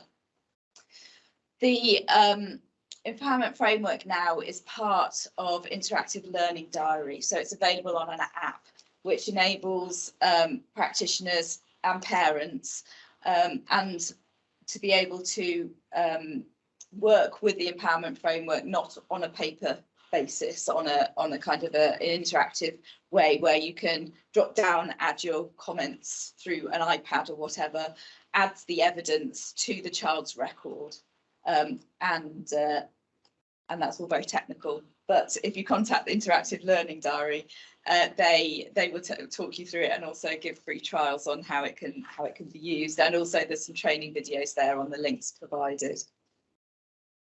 So the empowerment framework enables practitioners to think about children's play in a different way and engage in a different way through an empowerment lens of what they're seeing children do.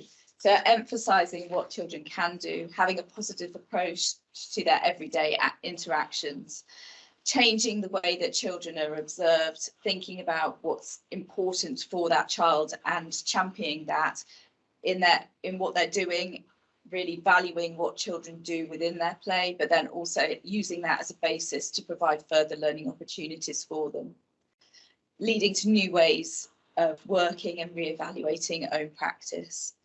And those abstract ideas that children often have, how that can be built into really concrete examples for learning and development, which are meaningful for children, because that's what we really want, isn't it? That children are engaged in whatever they're doing. And if you have a child that's engaged, if they're interested in something, then they're going to be empowered to want to learn more and want to do more and not be turned off from learning and development. And those are some kind of the research is based on a book, and also then there's some websites there, the Interactive Learning Diary and Rights in Play, which is also linked to another project that we're doing on children's rights. And these are the references. That's it. Thank you so much, Natalie.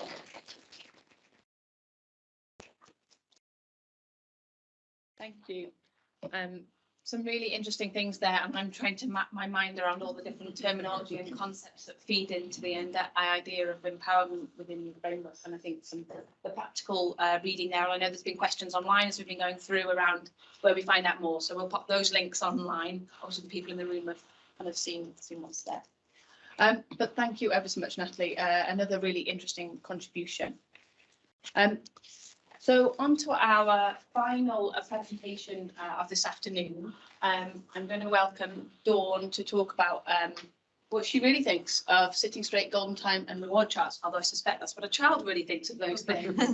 So Dawn, I'll pass over to you. Thank you ever so much for joining us. And you've got about half an hour if you want a little bit more time, because we are running about 10 minutes ahead. So it's up to you if you want to. But I know, it's such a treat. Everyone else is like, keep to time, you're getting 10 minutes extra if you would like. But thank you ever so much. Over to you. Thanks, Dawn. Oh, that's lovely. Thank you ever so much for having me, and hello everybody. It's been amazing. There's so many new interesting ideas. My little head is full of them. Anyway, I'm Dawn Jones and I'm from the University of Wolverhampton, and welcome to my little presentation. Am I moving my own slides on? Is that okay? Yes? Yes, I am. Okay, so I'm just going to give a little bit of a background to the study. This is my first time as the project lead on a research project, so it's really exciting and a little bit frightening all at the same time. I have a number of very other important members of my research team, and I think the most important are my little researchers, and these are my co-researchers that are the little people in the schools that are really important to this research project. So I should first. But the others are the big people, and we have Dr. Glenda Tinney from the University of Wales, Trinity St David's, and she is conducting her research in a Welsh medium school in West Wales. And myself, I'm conducting my research in Mid Wales in both Welsh medium and in the English reception classes. And then we have Selina Hall and Dr. Zita Brown from Wolverhampton University, and they're working in a school in the West Midlands area. So we have 3 different school settings, all working with reception children, alongside reception children, to gather their views on what they think about the space that they reside in, and about the kind of things that happen within their school and their daily lives. And the reason that I thought about this and why I really feel quite passionate about this is because my grandson, who is a very young 4-year-old, went into reception, and we had quite a traumatic time with him settling down, and this was all due to this golden time that happens on a Friday. And he used to come home, and we used to, you know, have little conversations, and it was things like, my legs hurt, Niney. I'm never going to get to go on the bike, Niney. When is Friday, Niney? When is it? What is this Friday business? And other things that, you know, really makes your heart break when they come and say, I tried really hard today, Niney, but it was a bit of a tricky day. And other things of saying, I feel quite sad, Niney, I feel sad. And so I thought, okay, then, so these are the views this child is expressing, these quite profound views on what is happening within his daily educational experience, and this is in with reception. I wonder how other children feel. I wonder how their views are heard. Are they heard? What is happening? And so that's how this research project was born, basically. If I move on. And so we came up as a team, we met, we discussed it, and we decided that these would be questions. So what do 4 to 5-year-olds identify you know, as their favourite time in their reception class? What are the, you know, what are perhaps some of those places and spaces that perhaps are not as favourable? And then we really wanted to sort of try and find out the perspective of the child. What value and significance do they place on rewards, if any at all? And what was the kind of experiences that reception children were having of rewards and these reward charts, you know, and that these were the 4 questions that we are seeking to answer. So I'm going to give you a brief sort of outline of the project, and this project is ongoing. It is not finished. We're nearly at the end of collecting, of working with our little researchers, and have collected all the evidence, but we're not quite there yet. So I'm just going to give you a go through the project rationale, aims, and sort of some of the expected outcomes, and what we're hoping anyway. So basically, the research really wants to understand the views of reception age children, of very young children, upon the kind of strategies, and in particular these behaviour strategies that are currently seem to be quite favourable and are being used in education. And we as a research team recognise young children as experts in their own lives. They know very well what is going on in their own lives, and therefore we sort of we went towards them as a multi-method polyvocal approach, because we felt that that was really going to be the most suitable and appropriate to really enable young children to demonstrate their understanding and view of the world in which they reside. So young children now find themselves, we feel, subjected to an educational environment that is really fixated upon achieving outcomes. And there's very little regard for these wonderful creative personalities, for individualism, and the real importance of play during reception and of movement, of physical movement, which is crucial for young children. And therefore the research team really want to understand how the child feels, or as Clark 2716 explains, what it's really like for young children to be in that place. So the research sort of expects that children are going to provide some quite strong feelings and views on key aspects, such as sitting straight, this golden time, and, you know, these wall chart rewards, this kind of thing. However, the research team are also for that children may provide opinions that we're not expecting, in line with the research team's initial thoughts, and as such they may say favourable things about them, you know, that these behavioural methods are viewed in a much more positive manner than perhaps we as adults feel. So research question 1 and 2 are specifically sort of generalised to enable children to express their views, and therefore do not focus the children into areas, you know, specifically within that research title. And it's intended that the findings will be shared with the school in a really positive manner, because this is the collective voice of young children within their school community, and that it's going to offer a really unique perspective from their point of view. And it's going to sort of inform, hopefully, school practice and perhaps ways that they interact with their young reception children. And that's what we're really, really hoping.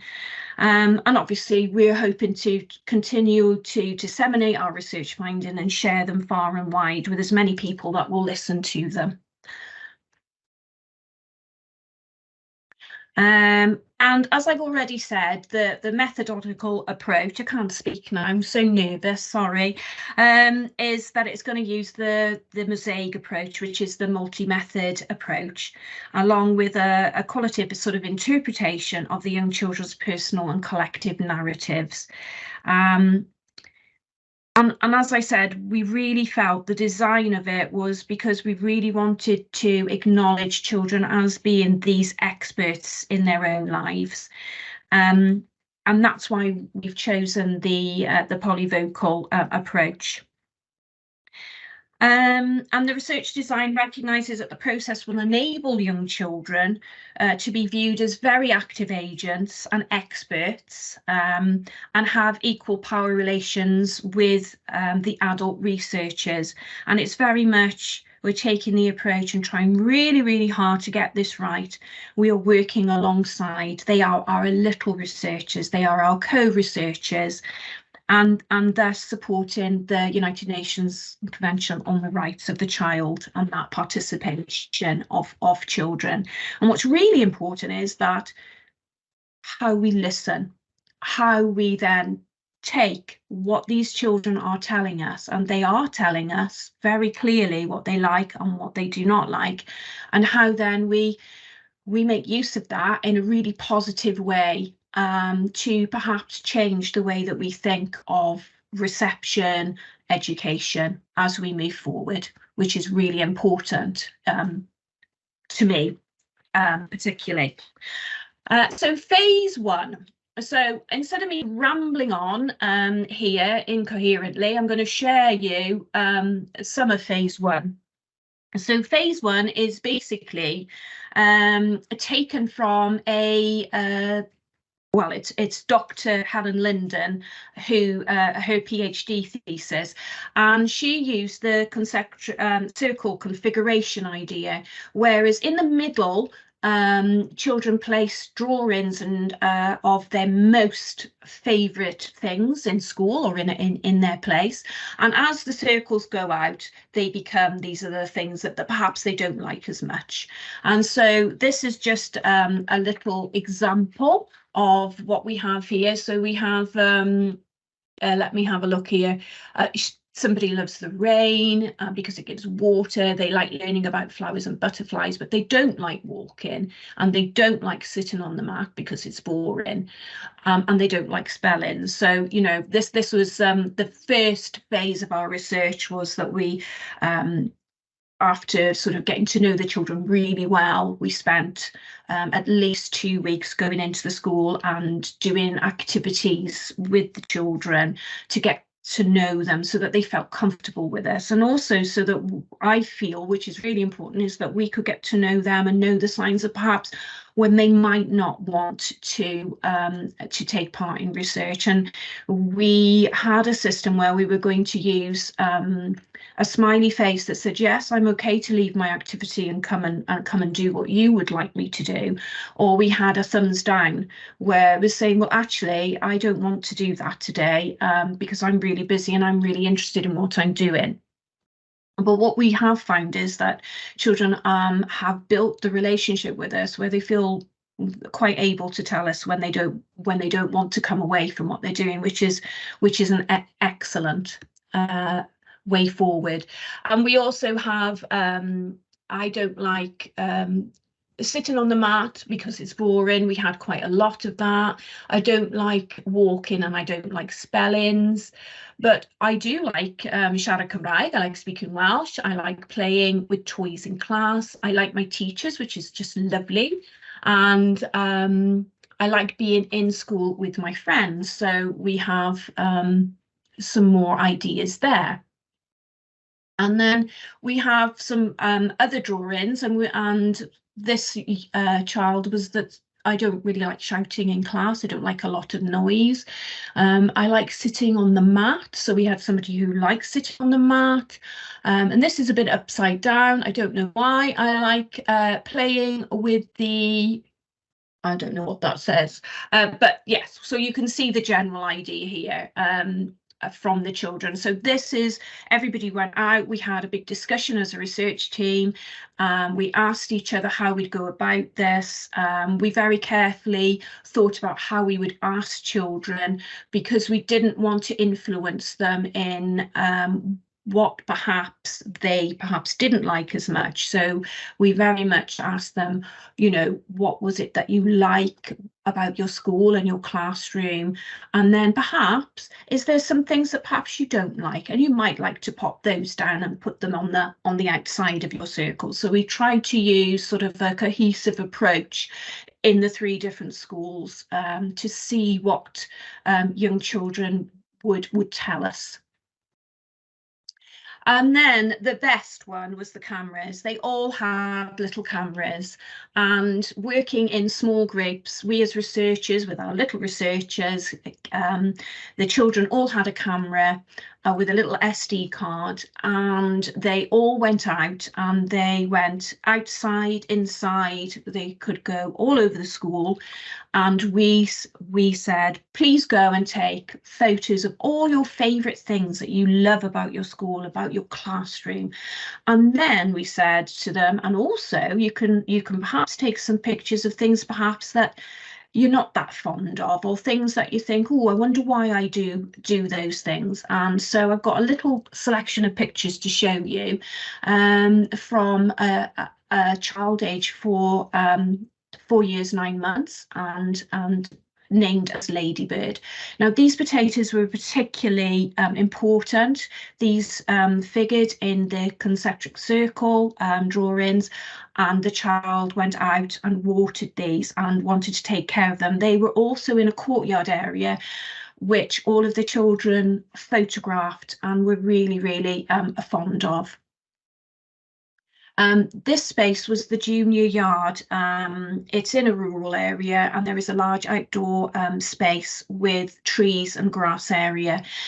The children in reception were not allowed free access to this, and this was a point of that they weren't very happy about this, and they felt that they should be allowed access to this. So a lot of the children within their pictures have taken pictures of various aspects of spaces which they feel they would like to spend more time in, which is quite interesting.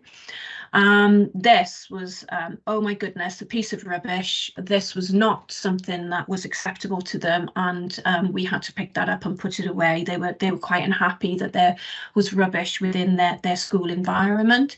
This is the blue carpet, and the blue carpet was a place where they did not, many of the children did not enjoy sitting on the blue carpet.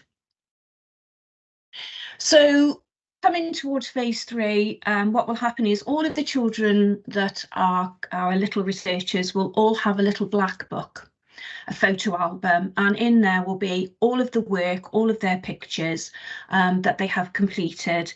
And we will present this, and each child will have that to keep as a memento and also as recognition of their invaluable contribution to helping us to understand what it's like for young children to be in their place.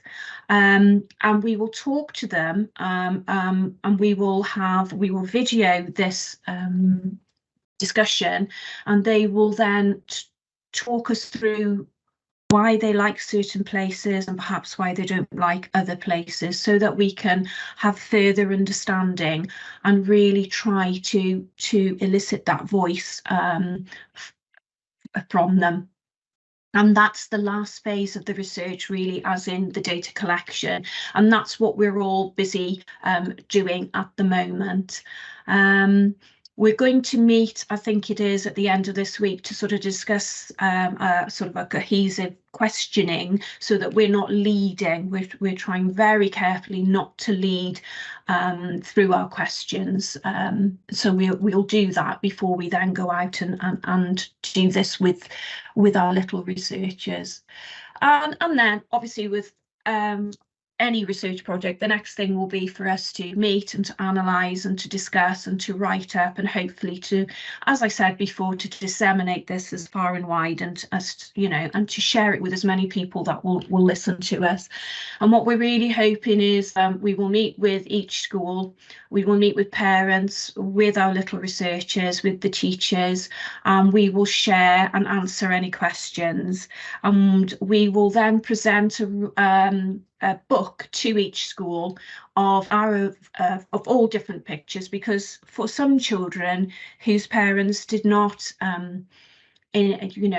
give consent, they've wanted to be part of it, and so we've encouraged them to be part of it, although we can't use anything that they've said to us or any of their drawings, but we can present that in a whole school book for those children to have their voice recognised as well, because we felt that that was really, really important for us as a research team.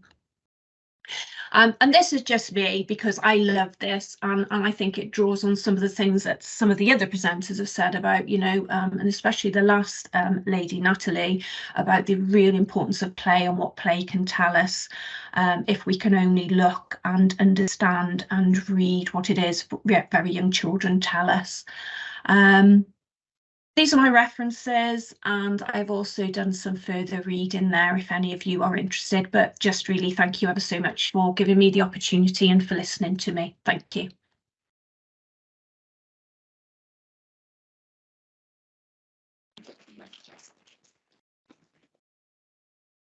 Thank you ever so much, Dawn, and as you said about feeling nervous, please don't feel nervous. Have a look in the chat. There's been some lovely comments while you've been on about how wonderful you're doing, so look at those.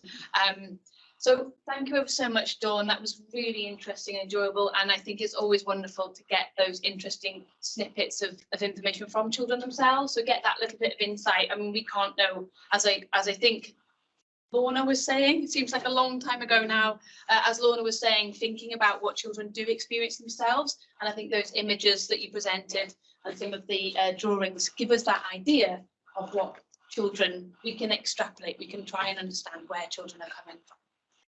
So we are going to have a question and answer session now. So I wonder if all of the presenters would be able to put their cameras on screen, and obviously Natalie is here. I don't know, Natalie, whether you are happy to stay there or whether you would like to come and stand up here. It's up to you, however you want to do it.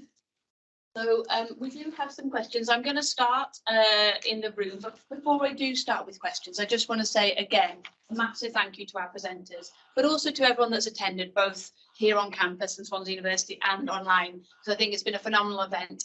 Anna and I basically extended one of our normal bi-monthly children's rights and early years network meetings, because we had Anne, Catherine, and Rona coming to talk to us, and we were so excited by some of what they were saying, and we knew of all the other work that the other presenters were doing. We thought, this is bigger than our normal 1 hour, 2 hour members. Let's make this into something a bit broader.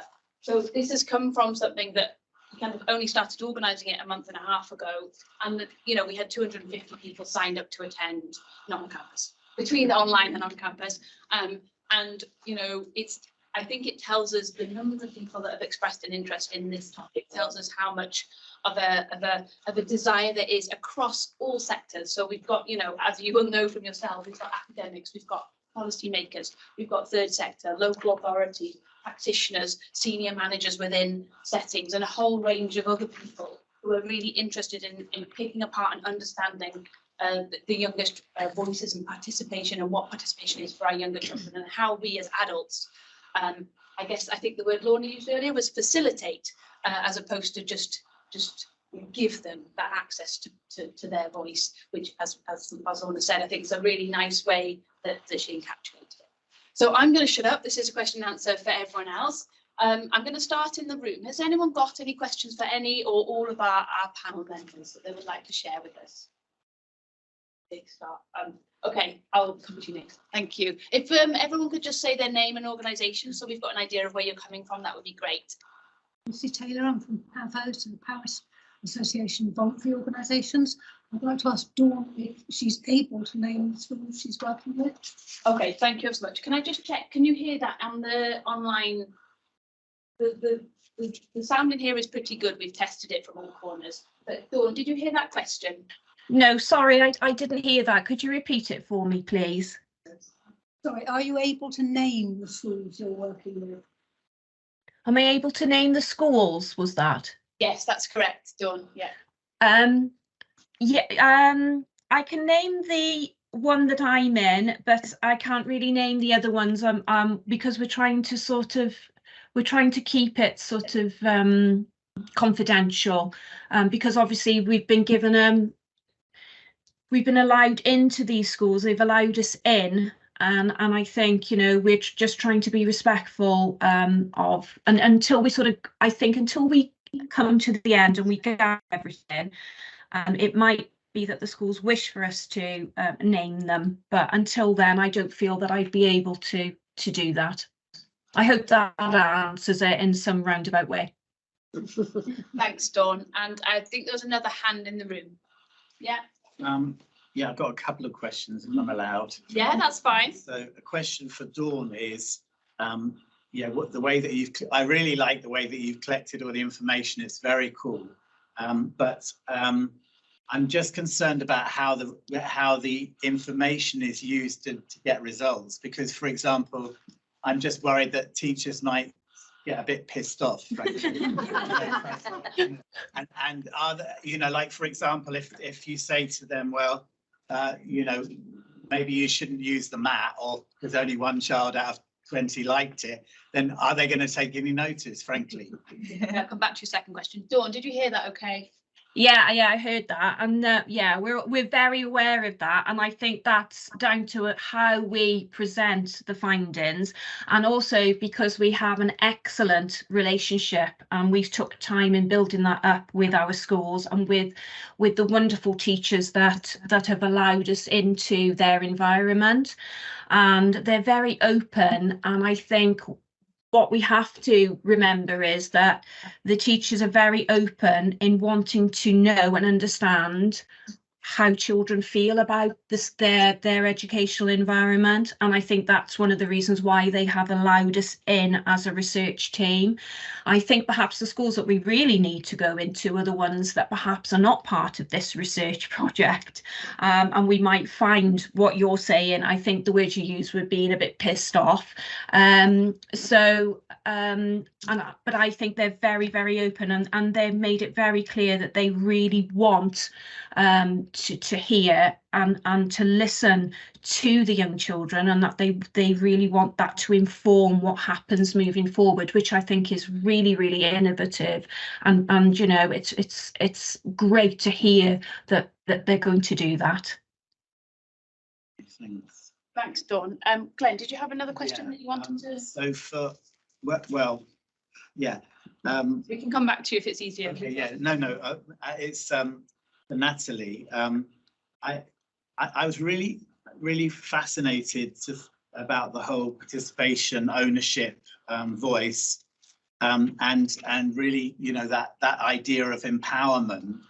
And what I'm just, for me, that model seems to fit very well with when we're trying to deal with trauma, that children themselves they're empowered into making their own decisions, and so that actually helps children who might be traumatized to have some way of, you know, dealing with it. And so I wondered if there'd been research that links the idea of empowerment with this particular age, because I know it's been, well, I imagine it's been done with older children and adults, but it feels like this could be a really important thing. Yeah, and it's a model that can be used in lots of different situations as well. So not just sort of through that kind of trauma or play therapy kind of route, but also children with special educational needs. Some centres are using it specifically to understand their children's wants and needs and how they feel empowered in a world that doesn't always suit them particularly. So yeah, so lots of different ways in which it's being trialled and used. I mean, the initial research about empowerment was to focus on the child and to put that child at the centre. But what I'm finding now is that it's being used as quite like a professional tool almost for practitioners to be able to think about the opportunities that they're providing for young children in lots of different situations, and therefore then can adapt their practice to the needs of the child. Rather than putting their own slant on what they think children want. So it's coming from. Very good. Thank you. Thank you both. I think we'll go to a question from the Q&A online. If you've got one. So we've got a few in the Q&A, and now I know this one has already been answered by yourself and online, but obviously the people in audience here won't have seen it. So there was a question to Anne, Catherine and Rhoda about the guidance you've been talking about and produced, and how it relates to safeguarding in particular. So how, and especially thinking about kind of the infants ones, keeping it child-centred and making sure that we're ensuring we hear that voice within kind of that child protection and safeguarding arena. So if you could just, if you're happy, Anne, just to kind of repeat what you put into the response online for the people here to hear. Sure. Well, what I did was drew attention to one of the biggest contexts in Scotland as we work with wee ones, children and young people, which is GIRFEC, which is Getting It Right for Every Child, which is our framework for really keeping the child at the centre and creating child-centred systems around them to think about their vulnerability, their safety and all the rest of it. So within that umbrella, there is no question that child protection safeguarding issues are paramount, and we will always be considering them. And actually looking at the vignettes that we have got as part of the best practice guidelines document, there are sorry, can you hear me okay? Yeah, there are some that refer to children who are not living with their birth parents. For example, there's one from a contact centre, and that's, you know, that's really important. So kind of getting to know the child and what the child is trying to tell us in these situations is obviously really, really important. I think it kind of does go beyond the voice of the infant best practice guidelines in terms of there are statutory processes that we have to abide by, and health visitors in Scotland are the kind of key people for under fives and will always be at the centre of that response. Sorry, my dog's just decided to bite me. So, yeah. So I think it is attended to, but obviously can be drilled down on, and the references can allow you to do that if you want to go into the references and find out more about safeguarding and child protection. I'm not sure if the others want to add anything to that. Thank you, Anne. So there is another question which is loosely linked as well. So someone says, what are your thoughts on this? This could be to anybody actually before I carry on. So what are your thoughts on authenticity? So this person works with 2 to 5-year-olds, and they're aware that even by the age of 3, children are filtering what they want us to know, or engineering what they think is the right answer when sharing. So besides kind of relationship and attunement, what are the best ways to detect this without denying the child's voice? Lorna? Yeah, I think we've had this kind of query before in terms of authenticity, and I think it's useful to reflect on the fact that when we interview parents or teachers or adults, for example, we still have that element of they want to know if they're self-conscious about, am I being judged in terms of how I raise my child or whatever. So adults will also tell us sometimes what we want to hear. So I don't think that is an issue that's unique to children. And also I think there's an element there of when you interpret that, if you know the child is representing something that they think you want to hear, that's still an insight into that child's perspective, because their knowledge of the scenario is this is what they've taken on board, this is how they've interpreted the situation, this is how they've positioned themselves within that space. So although they're not necessarily giving you their honest reflections on what they really feel, they are still demonstrating to you that they have taken on board a particular narrative and they've decided to assume that. And then it becomes about relationship building and trying to perhaps not considering it a one-off. I think particularly with young children, it's really helpful to have those kind of longitudinal studies wherever possible. I say longitudinal in a kind of broad sense, not like years, but like a one-off element of going into a nursery or a home or a school of working with children is not going to give you the same level of context and detail and richness in the data as if you go in for a term once a month or once every fortnight or something. So once you know that they're trying to kind of give you that perspective of what they want to hear, then it's about using the time you've got after that to kind of unpick, well, does that change as they become more comfortable with you or realize that there's going to be no repercussions, I suppose. That would be my take on it. Thanks, Lorna. Anne. I just wanted to come in briefly because the word authenticity immediately coins up for me that concept of what Fonagy calls epistemic trust, and that that experience that people have, whether they are, as Lorna says, adults or children, that they're coming into an encounter and the way that they respond to it and the way that they perceive the interaction may be based on things that have happened previously. And obviously for infants that's really important, that they too can have that experience of actually I'm bringing something from another experience and actually trusting adults and thinking about what it is they're doing with me at the moment may make them kind of suspicious and not want to engage. And I think we are obliged to think about authenticity and to think about the things that may interfere with what happens in that interaction between any adult and child, especially if that adult is not their primary carer. Thanks, Anne. Any other panelists? We've got a question from or a contribution from the floor, but anyone want to come in before we go to the? No. Okay, Glenn, sorry. Okay, yeah, I this is a question probably to all of you, but it's actually in response to James' presentation.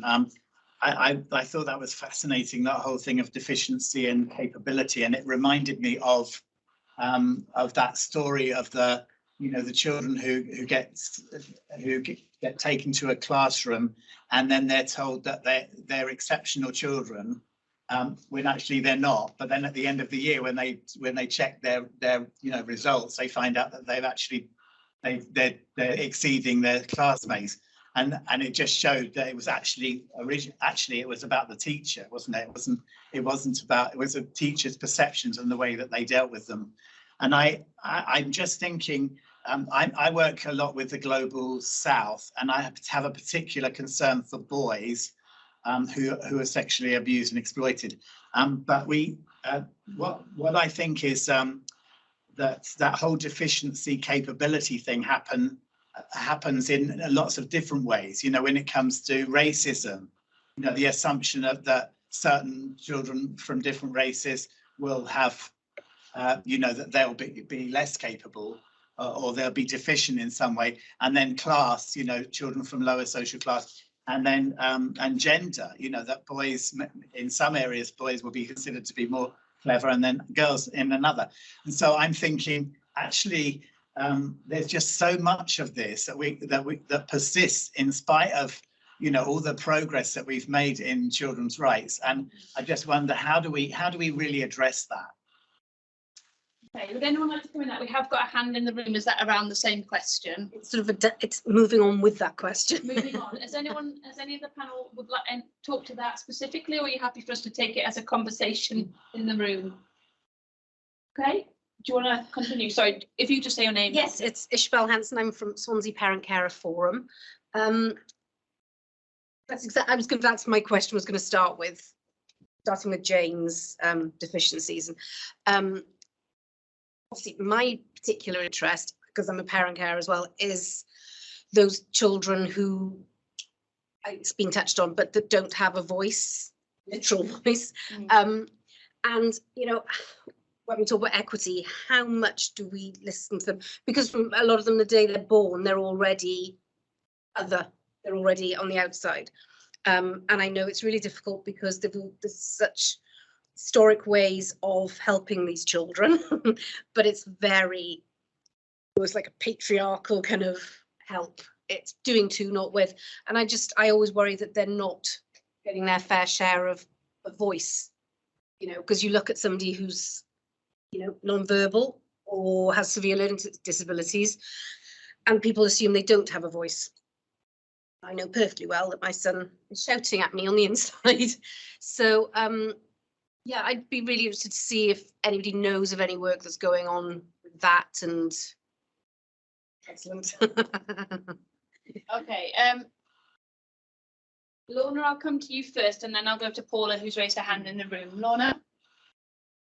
Yeah, and I think it comes back to showcasing that element that voice is beyond verbal, and that we have to take this broader definition that I was trying to articulate. And you just made me think there that one of the things I was meant to say in the presentations, which I didn't, was, you know, that famous saying that not to confuse not having the language with not having something to say. And I think giving everyone that opportunity is really important. We do see more and more, not huge amounts, but there are projects where we're trying to uncover how we can understand children's perspectives without the focus on verbal. So there's lots of arts-based methods, things that are used. I know of some people, Liz Rouse, for example, talks about baby sign, and her interpretation of that embodied experience of baby signing classes where parents have been there. And how to interpret the child's perspective from that area. Rona could talk more about the Starcatcher's work using movement and drama for emotion regulation. So there is work out there, but it's still very much in its infancy. But I think it starts with trying to share as widely as possible that voice is not just verbal. And that's when I opened and said, I don't even know if voice is the right word, and we've debated this, but we've never found a suitable alternative word. So, you know, if there's a better phrase that somebody is aware of, please let us know. But we've grappled with that many times. Thanks, Lorna. Paula, did you have your hand up earlier? Yeah, so I was going to respond to say that there is some great emerging work. Thinking back to the the concept around sexual health, you might be sexual abuse, etc., and exploitation. You might be aware of Bernardo's Boys 2 report a few years ago, which specifically targeted at actually boys aren't coming into our services. So it's the lack of voice telling us there's a problem. So sometimes the lack of a voice is an area we have to go to. So we're doing that in Children in Wales with Welsh Government. And in fact, there's an ALN advisory board being established, which would be working with schools or settings where children with additional learning needs are able to participate, and we're willing to put in the resources to make sure that we work with their parents, carers and school staff to know how to emanate those voices. There's a lot of emerging practice, I think, in this field with families, with young people who's refugee asylum seeking, Black and Asian minority, LGBTQ, and we've been really proud to launch our LGBTQ advisory group, which actually isn't policy led, it's actually young people's led. So we're starting to see that, I think. I also wanted to pick up on this idea of trust and authenticity. Sometimes you capture the best voices in a trusting relationship because the child's confident, but often those voices aren't authentic, as we said, because they've learnt behaviours and languages just the same as parents do when they come into social care, of the things they're supposed to say, the things you teach yourselves. And one thing that often happens, especially we see it, I've seen it when I worked in Merthyr in family support, we used to get researchers in, and I've seen it when our staff go into settings with children that they don't know. Often children portray their true voices at the point where a stranger comes into the group, because they don't think there's a consequence. I want to tell this person because they're going to go away again and I won't get into trouble. That's often, and it correlates with safeguarding when child protection issues arise or safeguarding concerns are raised. So yeah, just my experience really that actually often the truest voices, most authentic, are when somebody different comes into the setting or starts working with a child and they actually haven't built trust. There's an automatic trust that this person's going to come and ask my questions, and then they're going to go away with my thoughts, and probably nothing will happen. Interesting, firstly, goes against all our belief of what we think. Thanks, Paul. I think it does vary by children, doesn't it? I've got a great example. My child, my 4-year-old, is personal experience. Obviously, is a very stubborn young man who doesn't like talking about his feelings, and will tell me that he likes hurting people, and he likes to cause harm and all sorts of things, because he knows that's the opposite of what we would like to hear. So we were joyous example from my own household about how some children actually tell us the opposite of what they think we want to hear, and you still don't get to the reality of what that child is experiencing. I'm Stacey Chamberlain, and I'm the Early Years Transformation Participation person for Contact. Just a generic question, really. What is the long-term vision for empowerment and children's voice? Because society doesn't really allow it. I mean, I'm talking about my 10-year-old son. He does not like school. So if you give him an option, what do you like doing in school, what you don't like doing in school, then that wouldn't fit the curriculum. So then where does it all fit? And I think that's a really good question, and I think one that is quite broad in that sense of all of our speakers here today have been advocating for methods in which we can allow children to be heard in all of that, and caveats on the word heard is the same as we do on the word voice. But in reality, what happens, and I actually wrote down a very similar question on my notes, what happens when what that child is communicating to us in whatever way we are not able to facilitate, or that there is a scenario where they are not able to have, or not able to, whatever is expressed to them is not to the adults in that scenario is not able to be upheld. Have any of our panel got any comments or thoughts on this question? Just add this question. Oh yeah, sorry. Yeah, Anna's got a question. Respond to it. So the question just come in the chat, but it's very similar in the sense that schools are focusing on getting children in the early years to listen, when actually the teachers themselves don't naturally model listening themselves. So they kind of shut the children down, try and refocus back on the curriculum as such, rather than actually truly listening to the child and kind of following their lead. They're still heading back to the curriculum. So it kind of ties in with the question that Stacey Thank you, Stacey. Any of our panel?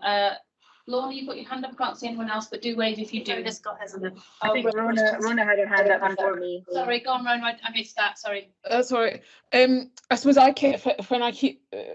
when this conversation comes up, I suppose I keep coming back to that Lundy model of participation, which was obviously developed as a tool for research, but has evolved into being a model that's being applied in lots of different contexts. And the fundamental part of that is that final piece around influence.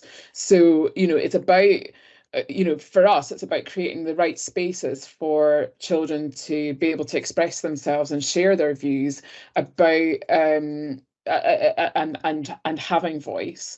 But about the adults, the other part of it is about the second part of that Article 12, which is absolutely is about giving those views due weight and consideration. And so that's about how we as adults are listening, actively listening to what children are saying, but also the influence part. So what happens with the information that's shared with us? How do we take that on board, and how do we share back to those children whatever is happening with that information? Is it informing a decision? Is it about making choices about things?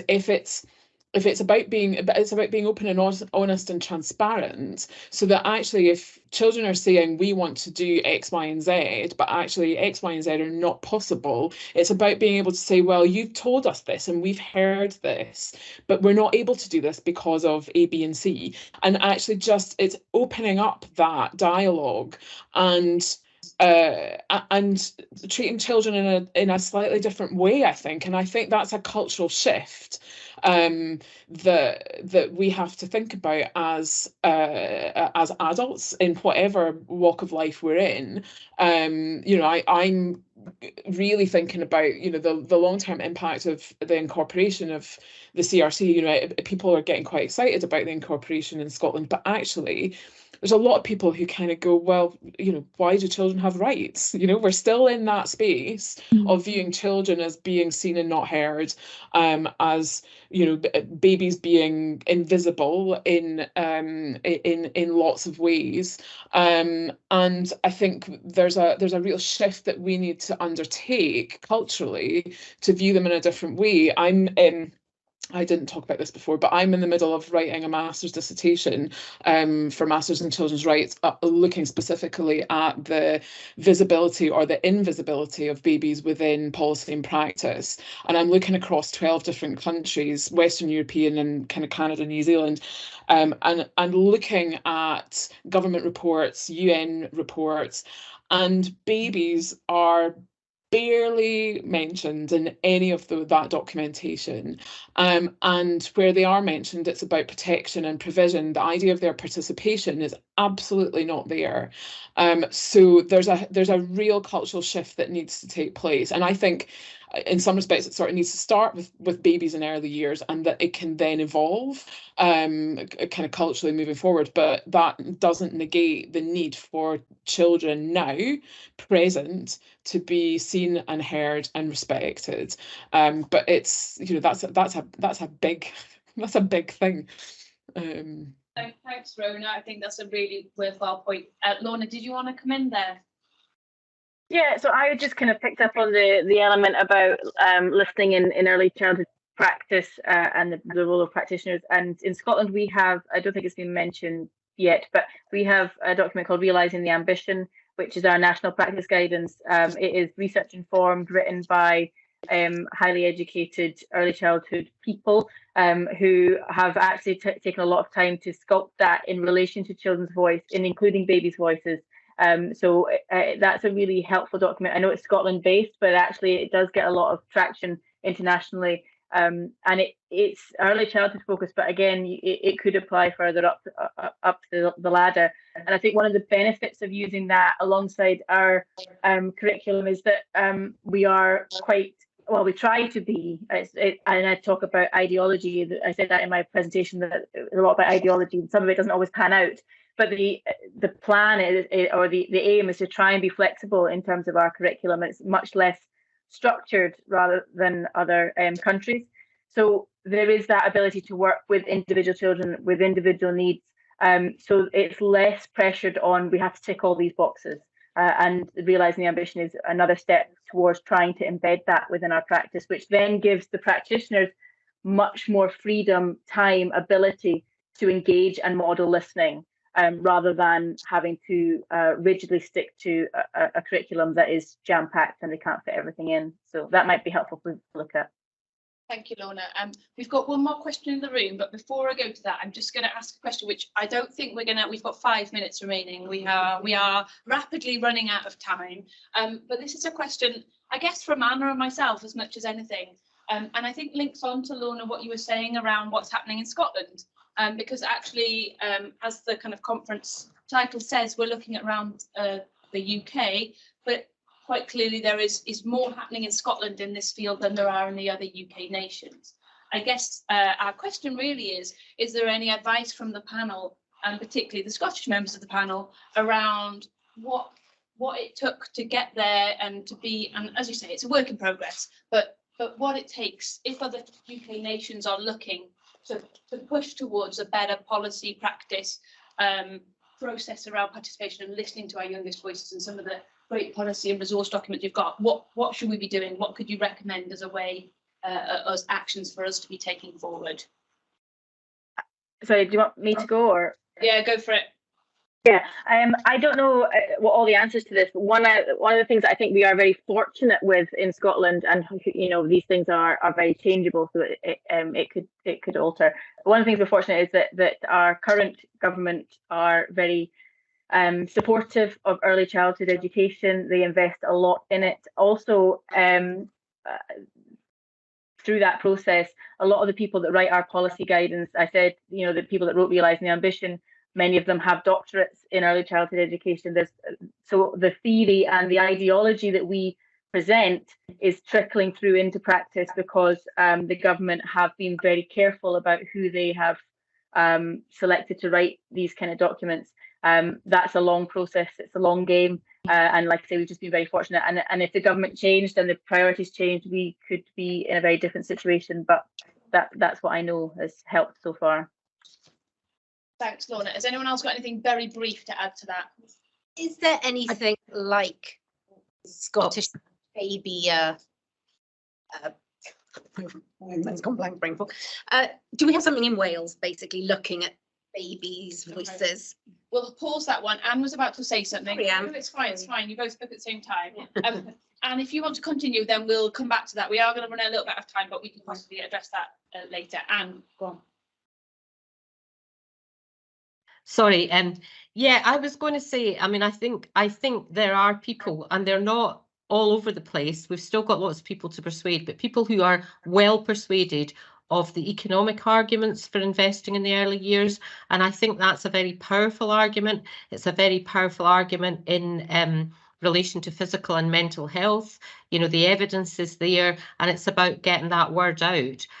One of the challenges is professionals' attitudes, and there are still many professionals who thinking about the baby's perception of things or attending to infant mental health is not the right thing to do. But that's because many parts of our system are kind of firefighting, you know, getting that argument across about actually, you know, the teenagers who starve themselves or harm themselves actually will be better served by us investing in infant mental health is a really tricky one. But I think the logic of it is appreciated by many people who work in government. Thank you, Anne. And I am going to have to stop that conversation there. We've got 1 minute to go, and I know we've got people online, so we can answer that question in the room. That's fine. So we'll come back to that. Apologies, I didn't get to your question. But I just want to round it off by thanking everyone for being here today, particularly our presenters. Thank you ever so much for your presentations and thoughts. And to say a big thank you from myself and Anna on behalf of the Children's Rights and Early Years Network. It's been a long day. And Anna, is there anything else? I feel like Anna, do you know what, Anna and I do basically the same thing in relation to the network, and Anna's been stuck behind a desk fielding comments. No, I was going to put my camera on. I am here. I'm here in voice. Anna, is there anything you would like to say? No, exactly. No, echo the big thank you. And this is just the starting point. So today's conference, really excited to have it, but we are determined in response to that question to move things forward in this space. We would definitely be working on it. There's an appetite, we can feel it in the room and online today, and we'll definitely be active in moving that forward. Yeah, so thank you ever so much, everybody, and thank you to those that have attended online. It was an absolutely amazing response, and we've had a wonderful time. So many things to think about. Thank you again, and enjoy the rest of your day. Thank you. Thank you.